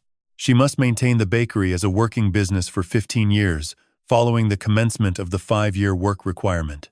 And should the property be sold or converted to non-bakery use at any point, the sourdough culture maintained continuously since 1991 shall be destroyed by notarized order. I looked at Drew, at Margot, at Whitmore. They were all staring at me like I'd grown a second head. "The bakery is not for sale," I said quietly. "It never will be. And if you think you can force me, you should know that the historic Savannah Foundation, of which your mother sits on the board, has already reviewed and approved the historic designation. They're quite proud of it, actually." Drew's face cycled through emotions, shock, anger, calculation, before settling on something close to panic. He looked at Margot, who was staring at the floor, tears welling in her eyes. She hadn't said a word since they'd arrived. "This is a mistake," Drew said, standing up abruptly. "You're making a huge mistake." "Am I?" I asked. "Or are you? You came here thinking you could bully an old man into selling his life's work for a fraction of its value. You thought you could erase me from my own daughter's wedding and then erase me from my own bakery. You were wrong." He grabbed his briefcase and stormed out, Whitmore following close behind, already on his phone. The door slammed shut behind them. Margot stayed. She stood by the counter, arms still crossed, tears streaming down her face. She didn't look at me. "You should go," I said. "Your husband is waiting." She finally turned. "Dad, I don't want to hear it. Not now. Not ever." She left. The door closed softly behind her. The way it always had. The way it always would. I locked the bakery, fed the sourdough starter, and went home. The first battle was mine. The papers arrived on a Tuesday. I knew they would. I'd been expecting them since the moment Drew stormed out of my bakery with his tail between his legs. The Callaways didn't retreat. They regrouped. I found the envelope on my doorstep when I opened the bakery at 4 in the morning. Thick, cream-colored stationery. The kind that costs more than my weekly flour bill. The return address read Whitfield and Associates, Atlanta. I didn't need to open it to know what was inside. A summons. A complaint. A legal assault. Dressed up in fancy paper. I poured myself a cup of coffee and sat at the counter, the envelope untouched while I fed the sourdough starter. The culture bubbled and breathed the way it always did, indifferent to lawsuits and summonses and the kind of people who thought they could buy everything, including a man's life work. When the coffee was ready, I opened the envelope. The papers inside were thick with legal jargon, but the message was clear. Whitfield and Associates, representing Richard Callaway and the Callaway Group, were petitioning the court to have me declared mentally incompetent to manage my affairs. They claimed I was suffering from early-stage dementia, that I was making irrational decisions regarding my property, that I was a danger to myself and my financial well-being. The irony was almost laughable. They were accusing me of being mentally incompetent, while simultaneously trying to bully me into selling my bakery for $800,000 when it was worth $5.1 million. The same people who had pressured 3 of my neighbors into selling their businesses under duress were now claiming to be concerned about my mental health. I should have been angry. I should have been scared. Instead, I felt a cold, clear determination settle into my bones. This was just another form of pressure, another way to try to break me. The social assault followed quickly. Victoria Callaway's network went to work. I started receiving calls from people I'd known for years. Old Mrs. Jenkins from the Historical Society, who'd bought my sourdough starter from Helen back in 1993, called to check on me and mentioned that she'd heard I was having some difficulties managing the bakery. A man from the City Planning Commission, someone I'd known since before his kids were born, stopped by the bakery to see how I was doing and asked if I needed help with my taxes. They were checking in, they said, making sure I was okay. But their eyes were full of concern that felt rehearsed, practiced, delivered with the precision of actors who'd been given their lines by someone else. Then came the letter from the health department. A routine inspection, they said. But it wasn't routine. The inspector, a young woman who'd never set foot in my bakery before, spent 2 hours going over every surface with a fine-tooth comb. She measured temperatures, checked expiration dates, examined the sourdough starter with suspicion, as if it were some kind of biological hazard rather than the heart of my business. She found nothing, of course. My bakery was cleaner than most hospitals. But the message was clear. They were watching. They were looking for any excuse, any violation, any reason to force me out. The worst of it came from Margot. She showed up at the bakery one afternoon, her eyes red-rimmed, her face pale. She didn't come in. She stood on the sidewalk, clutching her purse like a shield, and when I saw her through the window, I didn't go out to meet her. I just watched. She stood there for 10 minutes, shifting her weight from foot to foot, before finally walking away without ever coming inside. But she left something behind. A legal document, slipped under the front door, an affidavit, sworn testimony that I was suffering from memory lapses, confusion, and irrational behavior. That I believed I was being targeted by powerful forces when in reality I was simply an elderly man who needed help managing his affairs. I read it once. Then I read it again. Then I folded it carefully and placed it in the same folder as the summons from Whitfield and Associates. They were building a case. Not just a legal case. A social case. They wanted to paint me as a senile old man who didn't know what was best for him. They wanted the community to see me as a burden, a problem to be solved, a piece of property to be managed by people who knew better. I stood in my bakery, surrounded by the smell of flour and yeast and 35 years of honest work, and I felt something shift inside me. Not anger, not fear, something harder, something that had been forged in the fire of losing Helen and raising a daughter alone and building something from nothing in a city that had tried to tell me I didn't belong. I was done being patient. I was done being reasonable. I was done being erased. I picked up the phone and called Nathaniel Greer. "They're trying to have me declared incompetent," I said without preamble. "I know," he replied. "I've already been served with the papers. I'm drafting our response. They're using Margot. I know that too. What's our next move?" He was quiet for a moment. "We fight. But we fight smart. We need to show the court that you're not just competent, you're exceptional, that you're not a victim.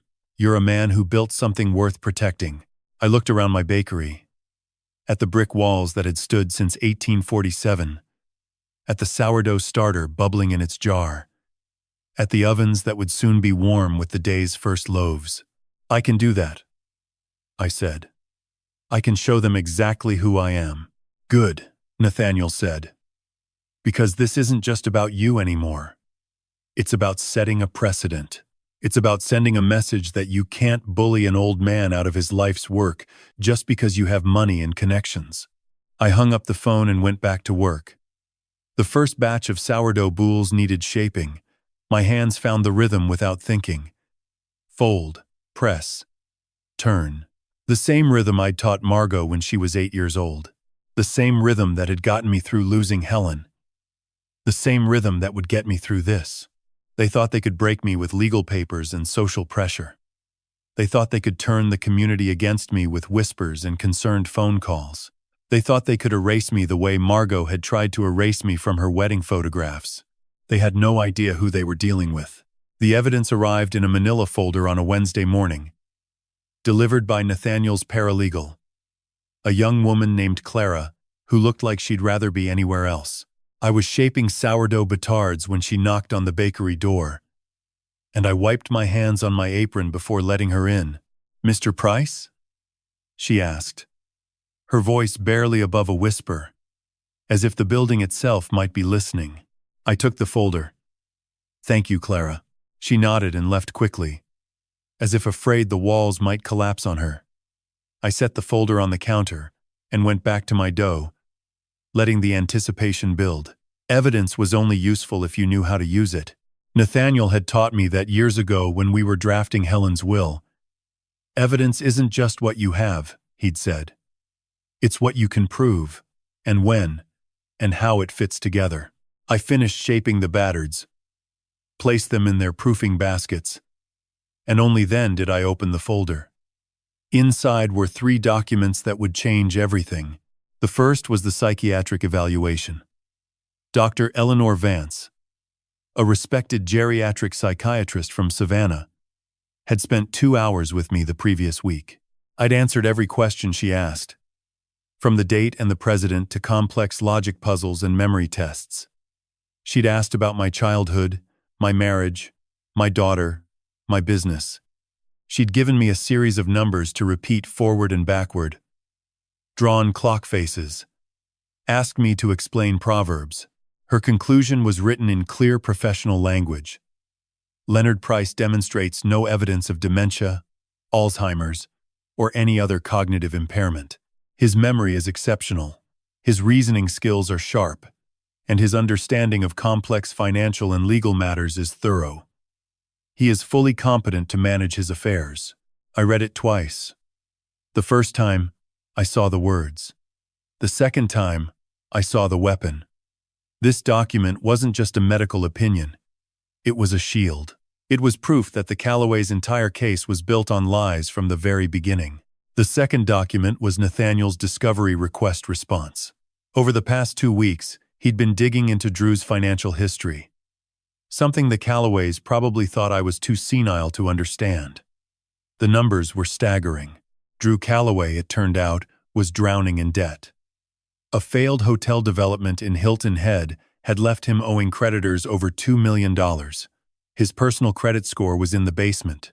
The Callaway Group was facing multiple lawsuits from investors who claimed they'd been misled about project timelines and financial health. But the most damning piece was the email chain from February. I unfolded the printed emails, the paper still warm from the printer. The first one was dated February 14th, Valentine's Day, from Drew Callaway to an address I didn't recognize. The old baker doesn't know what he's sitting on. Margot is our way in. Wedding by May, property transfer by fall. We can flip the property for at least $4 million after renovations. This is the play we've been waiting for. The second email was from 2 days later. The golden ticket just walked into my office, asking about property values. She has no idea what she's worth. We can close this by June, if we move fast. The third was from a week after that, addressed to someone named Robert Whitmore at Whitfield and Associates. We need to start building the case for incompetence now. Get me everything you can on his mental state. Medical records, neighbor interviews, anything. The sooner we can declare him unfit, the smoother this will go. I read them 3 times, each reading colder than the last. Drew hadn't just seen an opportunity when he met Margot. He'd seen a solution to his financial problems. He'd started planning to declare me incompetent before he'd even proposed, before he'd even decided to marry her, maybe. The wedding wasn't just about getting the property. It was about getting it without resistance, without a fight, by making sure I wouldn't be around to object. The third document was the deposition transcript from Cecilia Hammond. She'd agreed to testify, and Nathaniel had taken her statement last week. Her hands had been shaking as she signed the affidavit, but her voice had been steady. He came to my shop in April, she'd said. A man named Robert Whitmore. Said he was with a development group. He had photographs, inspection reports, estimates for repairs that would cost more than the shop was worth. He said it would be easier for everyone if I simply sold. The offer was generous, he said. More than fair. Did he threaten you? Nathaniel had asked. Not in so many words, Cecilia replied. But he mentioned code violations, said the city might be interested in my electrical system, that I could face fines, that it might be difficult to continue operating. She'd looked down at her hands. I've run that shop for 40 years. Never had a single violation. But suddenly, there were problems everywhere. It was easier to sell. I set the papers down and looked at my hands, still dusted with flour from the morning's work. These were the hands Drew had called inadequate. These were the hands that had built a business worth $5.1 million. These were the hands that had fed a sourdough culture for 35 years. Hands that had held my wife as she died. Hands that had taught my daughter how to shape a baguette before she decided I was an embarrassment. They were steady. They were capable. They were not the hands of a senile old man. The door opened behind me. Nathaniel stood there, holding 2 coffees from the shop down the street. He saw the documents spread across the counter and nodded, as if he'd expected everything. "You've seen the good stuff," he said, setting the coffees down. "The good stuff," I repeated. He planned this before he even proposed. Nathaniel's jaw tightened. "I know. That's why we're not just playing defense. We're building a case of our own." He pulled up a stool and sat down. "We have the psychiatric evaluation. We have the financial records showing Drew's debt. We have the emails proving premeditation. We have Cecilia's testimony about the pressure tactics. And we have the historic designation, which means the property can't be developed anyway, so their entire argument about maximizing value is built on a lie." He leaned forward. "But we need to present this in a way that tells a story, not just facts. A narrative. Because that's what this is really about. It's not about law. It's about a man who thought he could manipulate his way into a fortune by marrying a woman and declaring her father incompetent." I picked up the email chain again. The golden ticket. Exactly. I looked at Nathaniel. "When do we file?" He smiled grimly. "We already have. The response to their incompetence petition was filed this morning. But that's just the beginning. We're going to countersue for fraud, coercion, and elder abuse. We're going to make sure everyone knows exactly what the Callaways tried to do." "When?" 28 days. "The hearing is set for August 28th. I nodded. 28 days. Just over 4 weeks to prepare. To gather more evidence. To line up witnesses. To make sure every I was dotted and every T was crossed. But I wasn't worried about the timeline. I'd been preparing for this moment since the day Margot erased me from her wedding photos. Since the day Drew first walked into my bakery with a camera and questions. Since the day I realized that the people I thought were my family saw me as nothing more than a piece of real estate with a pulse. I'd been patient. I'd waited. I'd built my fortress while they were busy measuring my walls for demolition. Now it was time to use it. I picked up the sourdough starter jar, still bubbling away on the counter. Helen had started this culture the day we opened the bakery. She'd fed it every morning for 28 years. I'd kept it alive for 7 more. It had survived everything. Death. Grief. Loneliness. 35 years of mornings. It would survive this too. I looked at Nathaniel. "I'm ready." He nodded, as if he'd expected nothing less. "I know you are. Let's go to war." The morning of August 28th arrived with the kind of heat that makes Savannah feel like it's breathing underwater. The air was thick and still, the magnolias drooping under their own weight. I woke before dawn, fed the sourdough starter, and kneaded the first batch of bread without thinking. My hands knew what to do when my mind was busy with other things. By 7, I was dressed in my charcoal suit, the one I'd bought for a wedding I wasn't welcome at. I looked in the mirror and saw a man who'd been through a war already, even though the battle was just beginning. The Chatham County Courthouse stood on Montgomery Street like a monument to order and judgment. I climbed those steps with Nathaniel at my side, his briefcase heavy with the evidence that would either save my bakery or bury me. The courtroom was smaller than I'd expected. Wood-paneled walls, a high ceiling. The judge's bench elevated like a throne. A handful of spectators had gathered. Reporters from the Savannah Morning News and the Atlanta Journal-Constitution. A few curious locals, and the Callaways, who sat on one side looking like they'd already lost. Drew was pale, his confidence replaced by panic. Margot sat beside him, eyes red-rimmed, staring at her hands. Richard and Victoria sat behind them, faces masks of forced composure, but I could see the tension in their shoulders. Nathaniel and I sat on the other side. Alone but not lonely. I had my evidence. I had my truth. And for the first time in months, I had the upper hand. The bailiff called the court to order. Judge Robert Avery took his seat. He was a man in his late 60s, with a face that looked like it had seen every kind of human deception and long ago stopped being surprised. He looked at the Callaways, then at me, and I could see the calculation in his eyes. He'd read the filings. He knew what was coming. "Mr. Wade," he said, addressing Nathaniel. "You may proceed." Nathaniel stood, smooth and confident, the way a man does when he spent a lifetime preparing for moments like this. "Your Honor, we are here today to address two matters.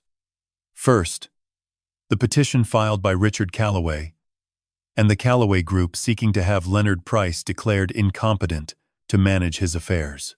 Second, and more importantly, we are here to present evidence that this petition was filed not out of concern for Leonard Price's well-being, but as part of a premeditated scheme to acquire his property through fraud, coercion, and elder abuse." He turned to face the judge, his voice clear and measured. "I represent Leonard Price. I've known him for 25 years. I've handled his legal affairs, his estate planning, his business transactions. I can state unequivocally, based on my personal knowledge and the evidence we will present today, that Leonard Price is of sound mind, exceptional memory, and remarkable competence in managing his complex affairs." He called his first witness. Dr. Eleanor Vance, geriatric psychiatrist, took the stand. She testified that she'd evaluated Leonard over 4 hours, administered cognitive tests, reviewed his medical history. Her conclusion: Leonard Price demonstrates no evidence of dementia, Alzheimer's, or any other cognitive impairment. His memory is exceptional, his reasoning skills are sharp, and his understanding of complex financial and legal matters is thorough. He is fully competent to manage his affairs. Cross-examination was brief. Robert Whitmore, the Callaway's attorney, tried to suggest bias, but Dr. Vance was unmoved. Her evaluation was based on facts, not relationships. Next witness: Lorraine Purcell, certified real estate appraiser. She testified about the valuation of the Price and Son Bakery property. $5.1 million, she confirmed. And she detailed the inquiries made by Drew Callaway in February, 2 months before the wedding, specifically asking about demolition costs and commercial rezoning. He wanted to know how much it would cost to tear down a building that had stood since 1847, she said, and whether the property could be rezoned for a boutique hotel. Whitmore objected on relevance, but Judge Avery overruled him. "I think it's highly relevant, Counselor." Next, Cecilia Hammond, 78 years old, owner of Hammond's Florals for 40 years. Before she was pressured into selling, she testified about the man who came to see her in April, claiming to represent a development group, about the photographs, the inspection reports, the estimates for repairs that would cost more than her shop was worth, about the suggestion that code violations might make it difficult for her to continue operating. "He said it would be easier for everyone if I simply sold," Cecilia said, her voice trembling but clear. "The offer was generous," he said. "More than fair." Whitmore objected again, but Judge Avery allowed the testimony. "Pattern and practice, Counselor." One by one, the pieces fell into place. The financial records, showing Drew's $2.3 million debt. The email chain from February, where Drew referred to Margot as the golden ticket and spoke of property transfer by fall. The historic designation paperwork, proving the building couldn't be demolished or significantly altered. Nathaniel presented it all with the precision of a master craftsman. Not with bombast, but with clarity. Each document, each witness, each piece of evidence fit together like the bricks in my bakery's walls, forming an unassailable structure of truth. When Nathaniel finished, Robert Whitmore stood to defend the incompetence petition. He had little to work with. The psychiatric evaluation was solid. The evidence of premeditation was overwhelming. So he tried character assassination. Leonard Price is an elderly man who lives alone above a bakery, Whitmore argued. He's isolated. He's estranged from his only daughter. He's facing pressure from a development group that wants to revitalize a blighted property. These factors can contribute to poor decision-making, regardless of what a psychiatrist might say about cognitive function. He turned to the judge. This isn't about greed. It's about protection. The Callaways are concerned about Mr. Price's well-being. They've offered him a generous settlement that would secure his future. But he's become paranoid, delusional, convinced that people are out to get him when in reality they're just trying to help. I looked at Drew as Whitmore spoke. Drew wouldn't meet my eyes. He stared at the table, his face pale, his future slipping away with every word Whitmore said. Judge Avery listened patiently, then rendered his decision. After reviewing the evidence presented today and the petition filed by the Callaway Group, it is clear to this court that the primary motivation behind this action is not concern for Leonard Price's welfare, but rather an attempt to acquire his property through questionable means. The psychiatric evaluation confirms Mr. Price is fully competent. The evidence of premeditation, including the inquiries about demolition costs months before the marriage, is compelling. The pattern of pressure tactics used against Leonard Price and his neighbors is disturbing. He looked directly at the Callaways. The petition for incompetency is denied. The trust established by Leonard Price is upheld as valid and irrevocable. The court finds no merit in the claims made by the Callaway Group and dismisses this case with prejudice. He banged his gavel. Case dismissed. Whitmore started to speak, but Judge Avery cut him off. One more thing. The court is disturbed by the evidence presented regarding the pressure tactics employed against Leonard Price and his neighbors. I'm referring this matter to the district attorney for investigation into potential elder abuse, fraud, and coercion. Court is adjourned. The gavel came down again.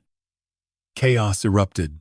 Whitmore gathered his papers and hurried toward the exit, his face flushed with anger and embarrassment. Richard Callaway stood, red-faced, shouting about appeals. But the judge was already leaving the bench. Victoria sat frozen, her perfect composure shattered for the first time since I'd known her. Drew stood up slowly. He looked at me across the aisle, and for the first time, I saw something in his eyes that wasn't calculation or confidence. It was fear. Pure, unadulterated fear. He opened his mouth like he wanted to say something, but no words came out. He just looked at Margot, who was crying silently, then turned and followed his parents out of the courtroom. Nathaniel packed his briefcase with a satisfied smile. I'd say that went well. I stood, my legs steady, my hands calm. We won. You did. But this isn't over. They'll be back. With new tactics, new lawyers. But for now, you're safe. I looked at the empty space where the Callaways had been. Safe. For now. But safe didn't mean healed. Safe didn't mean my daughter would come back. Safe didn't mean the damage they'd done could be undone. I walked out of the courtroom alone, into the Georgia heat, and headed back to Bull Street where my bakery waited, where the sourdough starter was bubbling in its jar, where 35 years of work stood untouched by the storm that had just passed over it. The first battle was mine. But the war was far from over. The heat of the Georgia afternoon clung to the streets like a second skin as I walked back to Bull Street. The courtroom victory still echoed in my ears, but the taste of it was bitter. I had won the battle, but the war had only just begun. The Callaways were not the type to accept defeat gracefully, and I knew they would come back with new tactics, new lawyers, new ways to try to break me. I pushed open the bakery door, the bell jingling overhead as it always did, and was greeted by the familiar warmth and the smell of fresh bread. Janine was behind the counter, her face a mixture of relief and concern. "Eugene, you're back," she said, wiping her hands on her apron. "How did it go?" I managed a small smile. "We won. For now." She nodded, as if she'd expected nothing less. I've been fielding calls all morning. People from the neighborhood, the historical society, even that reporter from the morning news. They all want to know if it's true. If you're really going to be okay, tell them I'm still standing, I said, hanging my suit jacket on the hook by the door and rolling up my sleeves. And the bakery is still open. But as I stepped into the kitchen, the weight of everything settled back onto my shoulders. The victory felt hollow. Margot was still out there, probably with Drew, probably being told it was all my fault, that I was the one who had destroyed her future. The thought of her, of the daughter I had loved and lost, twisted something deep inside me. The next morning, I found a notice taped to the bakery door, a formal complaint from the city's zoning board, questioning the historical designation of the building, citing minor structural issues that supposedly predated my ownership. It was a transparent attempt to undermine the very protection I had fought so hard to secure. I sighed, crumpled the paper, and tossed it into the trash. Another battle. Another day. The Callaways were circling, looking for weakness. Richard's connections in City Hall were being leveraged. Victoria's social influence was being used to turn the community against me. Whispers followed me down Bull Street. People who had once greeted me with smiles now looked away quickly, as if I carried a disease. The bakery's suppliers started receiving calls, asking about my business practices. One by one, they began to cancel contracts, citing reputational risk. It didn't matter. I had my fortress. The trust was ironclad. The historic designation was secure, but the pressure was mounting, and I could feel the walls closing in. Then, one evening as I was closing up, I saw her, Margot, standing across the street, under the flickering street lamp, just watching. She looked thinner, paler, her eyes red-rimmed, as if she'd been crying for days. She took a step toward the bakery, hesitated, then turned and walked away. Before I could even react, she came back the next night, and the next. Always at a distance, always silent, always leaving before I could cross the street to confront her. It was a game of cat and mouse, but I wasn't sure who was the cat and who was the mouse. On the fourth night, I waited for her by the door. She appeared as usual, her shoulders slumped, her face etched with a weariness that went beyond exhaustion. This time, she didn't turn away. She met my gaze, and for the first time in months, I saw something in her eyes that wasn't anger or defiance or calculation. It was regret. It was sorrow. It was a plea. "Dad," she whispered, her voice cracking. I'm sorry. I didn't move." "Sorry for what, Margot? For erasing me from your wedding? For demanding $60,000? For siding with them against me? Or is this just another performance?" She flinched as if I'd struck her. "All of it. Every bit of it. I was wrong.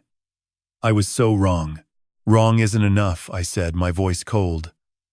"Wrong doesn't bring back the years. Wrong doesn't undo what you did."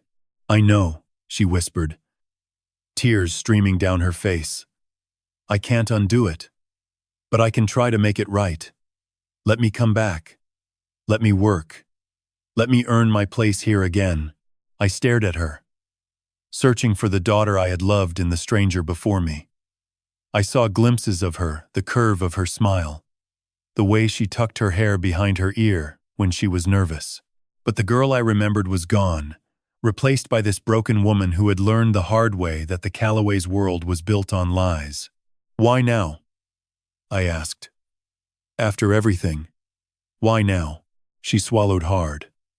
"Because I finally see what you were trying to protect.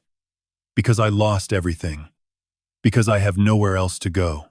Those words hung in the air between us, heavy with truth. She had lost everything. Drew had filed for divorce the day after the court ruling, citing irreconcilable differences and blaming her for the family's downfall. The Callaways had cut her off, disowned her, left her with nothing but the clothes on her back and the shame of her choices. She was alone. Just like me. I can't just let you back in, I said, my voice softening despite myself. Not after what you did. I know, she said, her eyes pleading. I'm not asking for forgiveness. Not yet. I'm just asking for a chance to prove I'm sorry. Let me work. Let me earn my keep. I'll start from the bottom. I'll clean. I'll wash dishes. I'll do whatever it takes. Just give me a chance to make things right. I looked at her for a long time. The weight of 35 years of love and loss pressing down on me. The bakery was my life. It was Helen's legacy. It was everything I had built with my own 2 hands. And now she was asking to be a part of it again. To rebuild what she had helped destroy. What about Drew? I asked. She flinched again. It's over. He's gone. They're all gone. And if they come back? If they try to take this from me again? What then?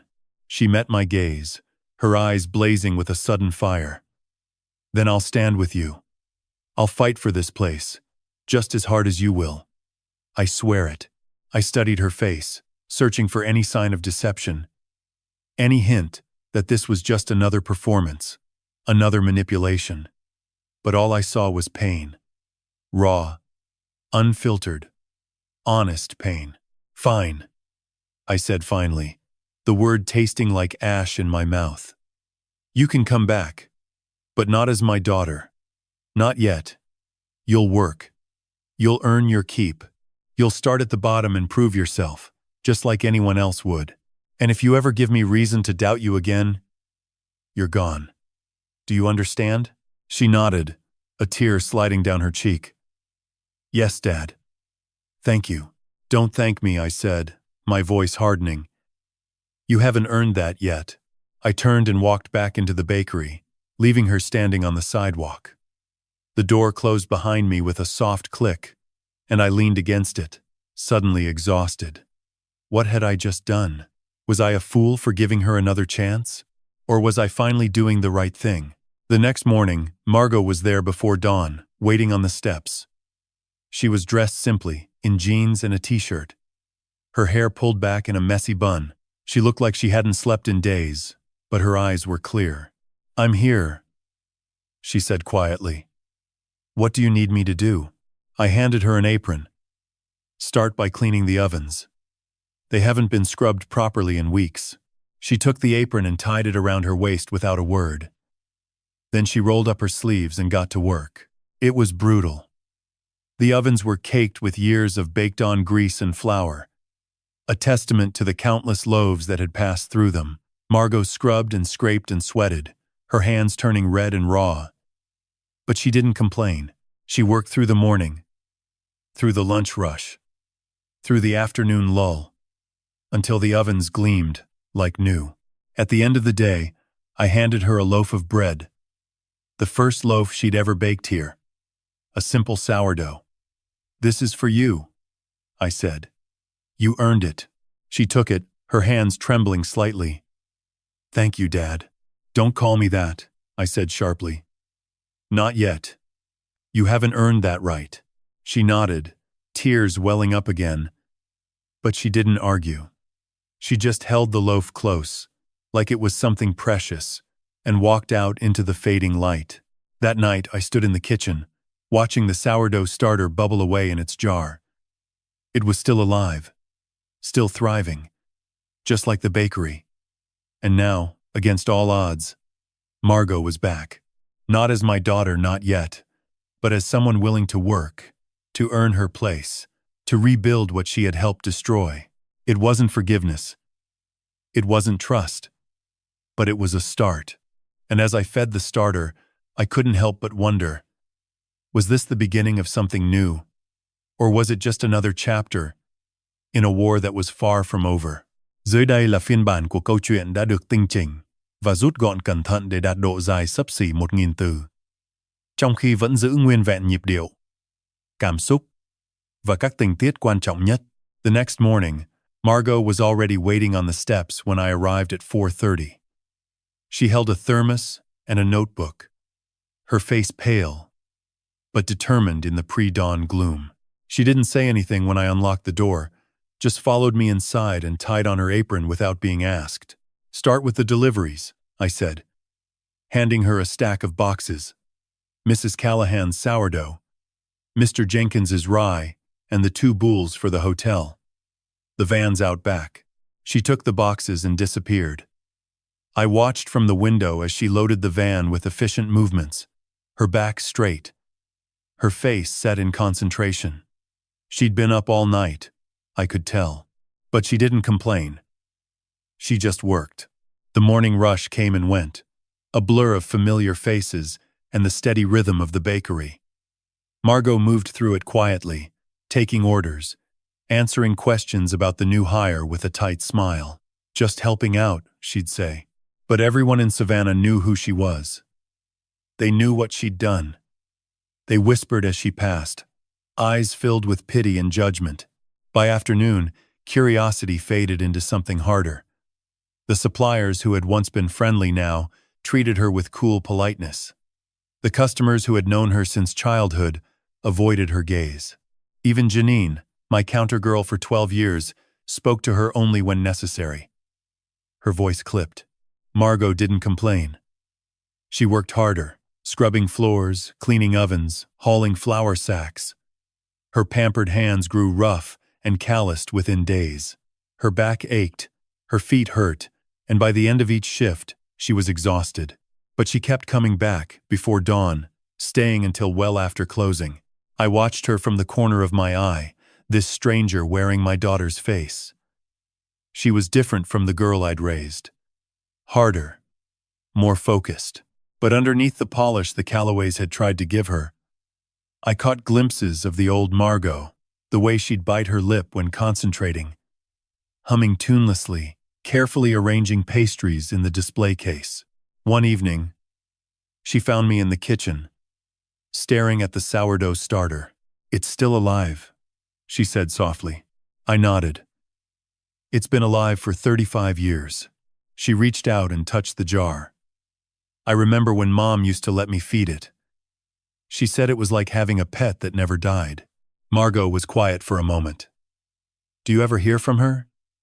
In your dreams?" I turned back to the counter. "No, not anymore." She nodded. "I dream about her sometimes. She's disappointed in me." I slammed my hand down on the counter, making her jump. "Don't you dare. Don't assume you know what she'd think. You have no idea what she'd feel." She flinched. "I know she'd be ashamed of me. And she'd be right to be." I wanted to argue. I wanted to tell her Helen would have forgiven her. But a part of me believed it too, that Helen would have seen a daughter who had chosen wealth over love, status over family, and paid the price. "She'd be heartbroken," I said finally.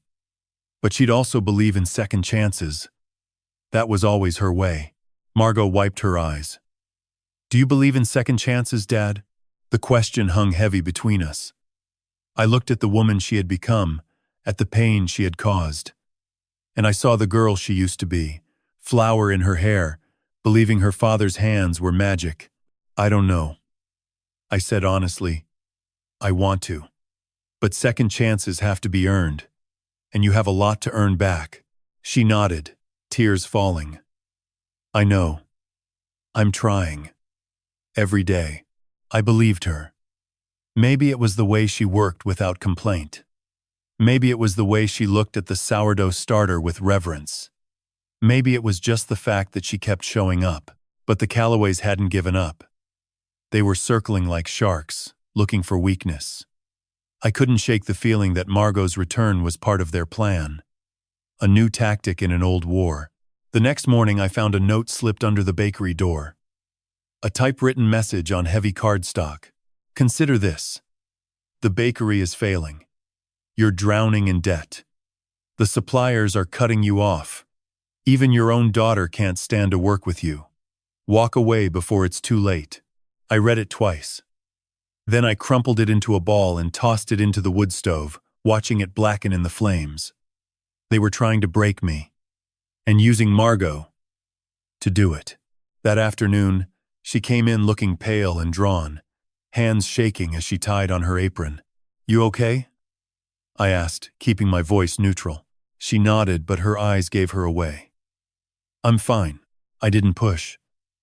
But I watched her throughout the day, seeing the toll it was taking. The whispers, the constant pressure it was wearing her down. After closing, I found her scrubbing the floor with a ferocity bordering on desperation. "Margot," I said quietly. She looked up, face streaked with sweat and tears. "I'm trying, Dad. I'm really trying." "I know," I said. And I did. I could see it in the way she treated every task with reverence. She was trying to earn back something she might never get back. "Then why does it feel like I'm failing?" she whispered. I sat on a sack of flour and gestured for her to join me. She wiped her hands and sat stiffly. "This isn't about the work," I said. "It's about trust. You broke mine. Now you have to earn it back. That takes time. You have to keep showing up, even when it feels like you're failing." She nodded, a tear tracing down her cheek. "I will. I promise." I looked at this broken woman who had once been my daughter and felt something shift inside me. Not forgiveness, but maybe the beginning of it. "Get back to work," I said, standing up. "The floor's not going to scrub itself." She smiled then. A small, real smile. For the first time, in a long time, I saw a glimpse of the girl I remembered. But as I walked back, I couldn't shake the feeling this was all their plan. That the Callaways were using her to make me vulnerable. I pushed the thought away. I couldn't afford to be paranoid while we were finally rebuilding something fragile. The next morning, there was another note on the doorstep. Handwritten, on plain paper. In a hand I recognized all too well. "Dad, I'm sorry. I can't do this anymore. Tell Mom I'm sorry too. I love you." No signature. Just words, stark and painful against white paper. My heart stopped, then started racing. I dropped the note and ran inside, my mind racing with the worst possibilities. But as I burst into the kitchen, I stopped dead. Margot was already there, kneading dough with fierce concentration. She looked up, and her expression softened. "You're here," I managed to say. She frowned. "Where else would I be?"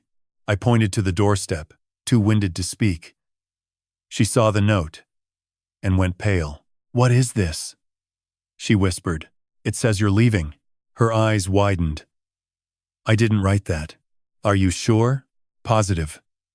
I would never leave. Not when I'm this close." I believed her. This wasn't her handwriting. This was someone else's attempt to drive a wedge between us, to break my trust when it was finally healing. "Who would do this?" she asked, voice trembling. I didn't answer. I already knew.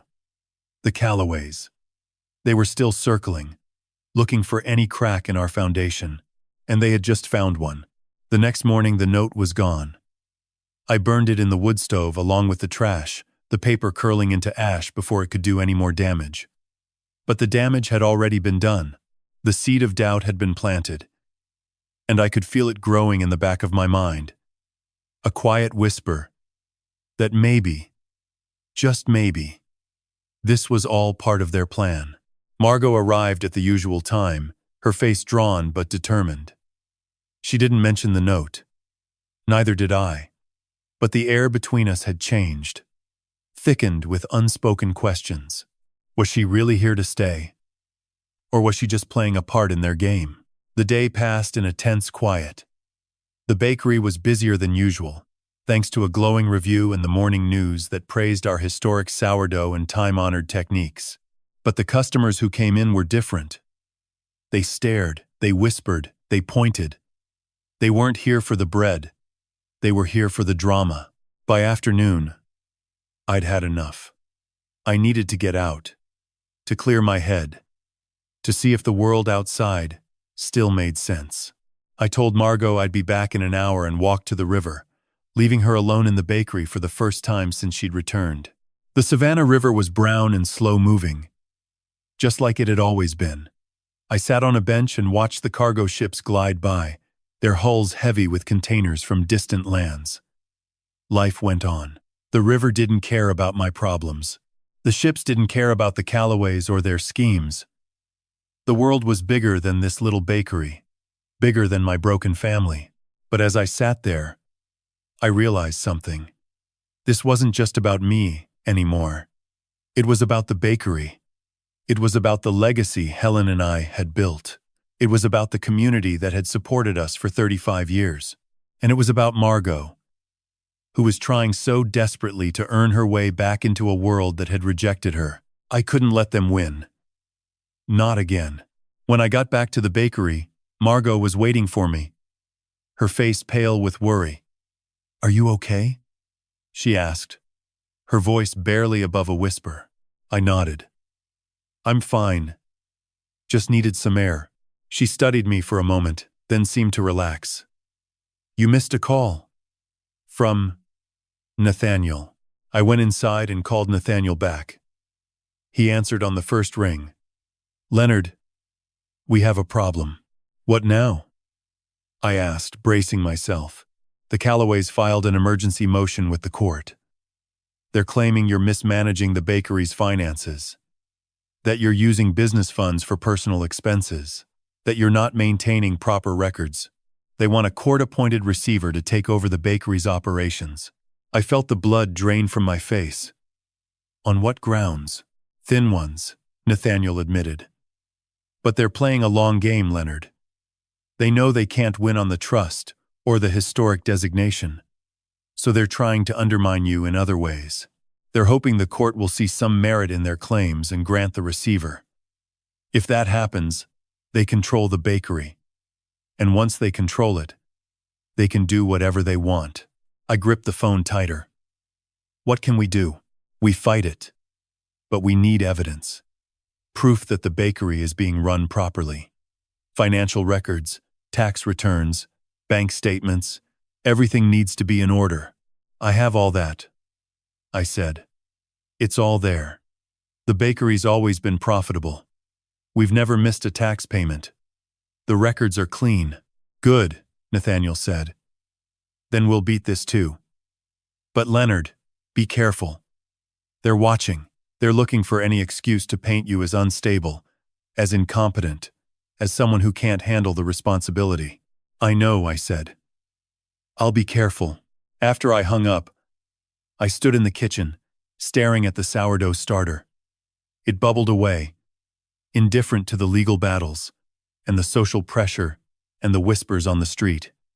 It just was. It existed. It survived. Margot appeared in the doorway, holding 2 mugs of coffee. She offered one to me, her hand trembling slightly. "Everything okay?" she asked. I took the mug, our fingers brushing for a brief second. "It's fine. Just another day in paradise." She nodded, but I could see the worry in her eyes. She knew. She always knew.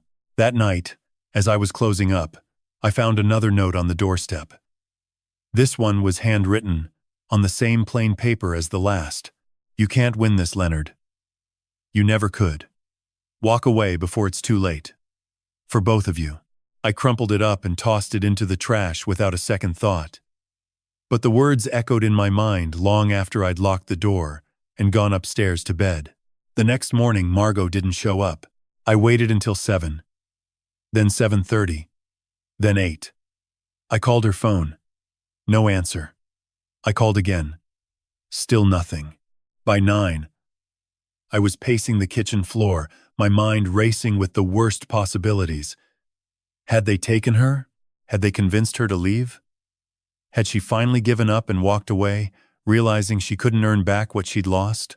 I was about to grab my keys and drive to her apartment when the bakery door opened and she walked in, her face pale, her eyes red-rimmed. "Where have you been?"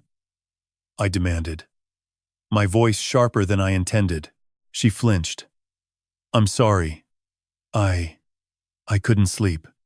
I went for a walk. I didn't mean to be late." "A walk? At 3 in the morning?" She nodded, tears welling up. I needed to think. About everything. About what I did. About how I can never make it right. I needed to clear my head. I stared at her, searching for any sign of deception, any hint that this was part of their plan. But all I saw was exhaustion and regret. You can't just disappear like that, I said. My voice softer now. Not when they're watching. Not when they're looking for any excuse to tear us down. I know, she whispered. I'm sorry, Dad. I'm so sorry. Dad? She'd called me Dad. Not Leonard. Not Mr. Price. Dad? I felt something crack inside me. Just a little. I turned away, busying myself with the sourdough starter, feeding it, tending to it, the way Helen had taught me, the way I'd taught Margot. Once upon a time. Just don't do it again, I said finally. We're in this together now. You walk out that door without a word, and they win. She nodded, wiping her eyes. I understand. We stood in silence for a moment. The only sound, the soft bubbling of the starter in its jar. Then she spoke again, her voice barely audible.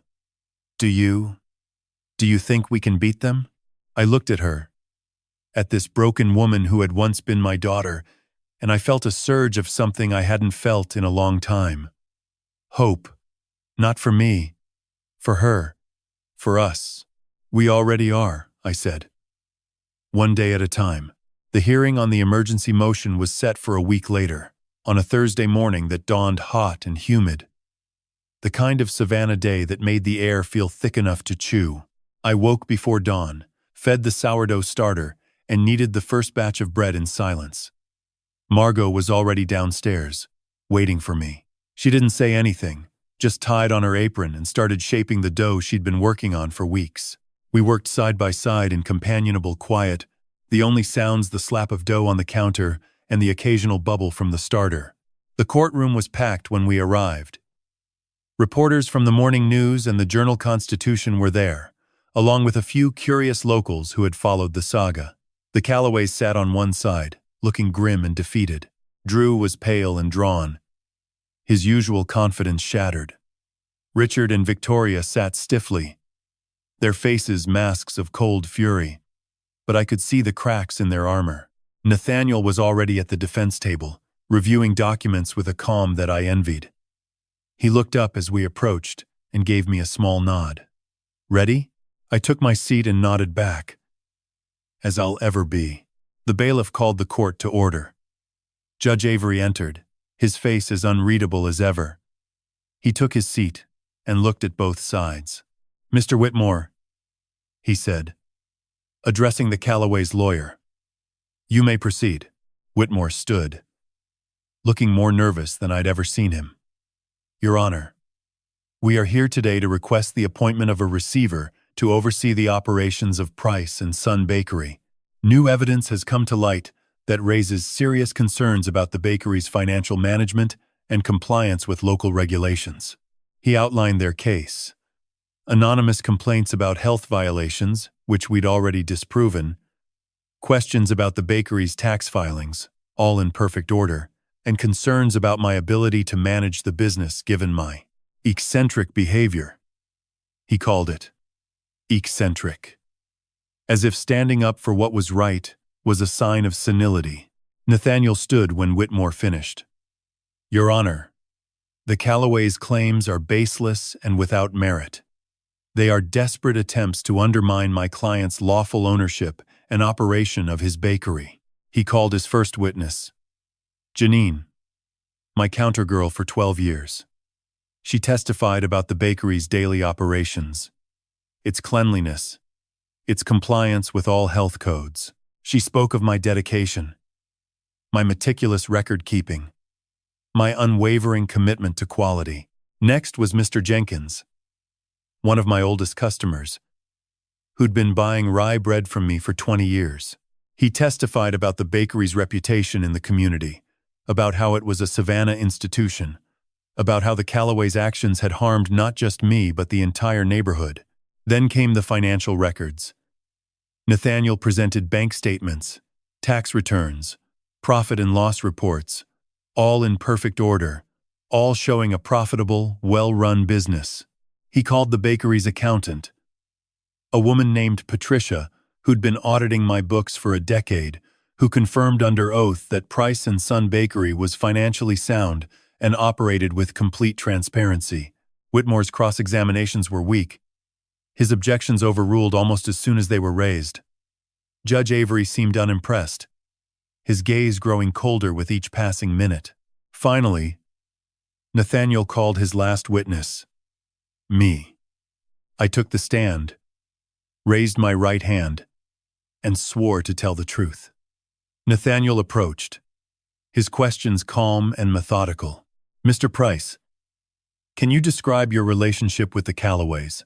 I was their father-in-law. Until they decided they wanted my bakery more than they wanted me. Have you ever been diagnosed with any cognitive impairment? No. I see my doctor regularly. He says I'm in excellent health for my age. Have you ever mismanaged the bakery's finances? No. Every penny is accounted for. Every tax payment is made on time. Every supplier is paid promptly. Have you ever violated any health or safety codes? No. The bakery has passed every inspection since we opened in 1991. Nathaniel held up a photograph, the sourdough starter, bubbling away in its jar. Can you tell the court what this is? That's our sourdough culture. It's been alive for 35 years. My wife started it the day we opened the bakery. I've fed it every morning since she passed away. It's the heart of everything we bake. And why is it important? Because it's alive. Because it connects me to my wife. Because it represents patience and care and showing up every single day, even when it's hard. That's what this bakery is. That's what the Callaways tried to take from me. Whitmore had no questions on cross. What could he say? The truth was not on his side. Judge Avery delivered his ruling from the bench. After reviewing the evidence presented today and the previous findings regarding the competency of Leonard Price, this court finds no merit in the Callaways' claims. The bakery is being run in a competent, professional manner. The allegations of financial mismanagement and health violations are without foundation. The petition for a receiver is denied. He looked at the Callaways. Furthermore, the court is disturbed by the pattern of harassment and intimidation directed at Mr. Price and his business. This behavior ends now. Any further attempts to interfere with Mr. Price's lawful operations will be met with severe sanctions. He banged his gavel. Case dismissed. The courtroom erupted in murmurs. The Callaways sat in stunned silence. Drew looked like he'd been punched in the gut. Richard's face was purple with rage. Victoria's composure had finally shattered completely. Nathaniel packed his briefcase with a satisfied smile. We won again. I stood. My legs steady. My hands calm. For now. For always, he corrected. The court's spoken. They're not getting the bakery. They're not getting control. They're done. But I knew better. They weren't done. They'd never be done. Not as long as they thought there was something left to take. As we left the courtroom, I caught Drew's eye. He looked away quickly, but not before I saw the hatred there, the anger, the desperation. He wasn't done. None of them were. The victory felt hollow. I'd won in court, but I'd lost so much more. I'd lost my daughter's respect.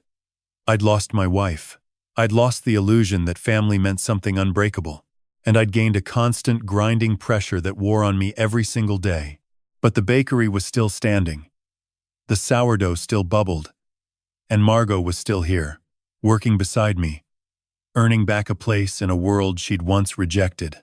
That night, as we closed up, Margot found me in the kitchen, staring at the starter. You did it, she said softly. You beat them. I nodded, not turning around. For now, she came to stand beside me, looking at the jar. It's still alive. It's always alive. She was quiet for a moment. Do you think we'll ever be okay? I looked at her, at this woman who had broken my heart and was trying desperately to mend it, and I felt something shift inside me. Not forgiveness. Not yet. But maybe the possibility of it. I don't know, I said honestly. But we're still here. And as long as we're still here, there's hope. She smiled then. A small, sad, real smile. And for the first time in a long time, I smiled back. We stood together in the quiet kitchen, the two of us and the sourdough starter that had survived it all, watching it bubble and breathe in the dim light. The war wasn't over. The Callaways were still out there. But for the first time since this whole nightmare began, I felt something close to peace. Not because I'd won, but because I wasn't fighting alone anymore.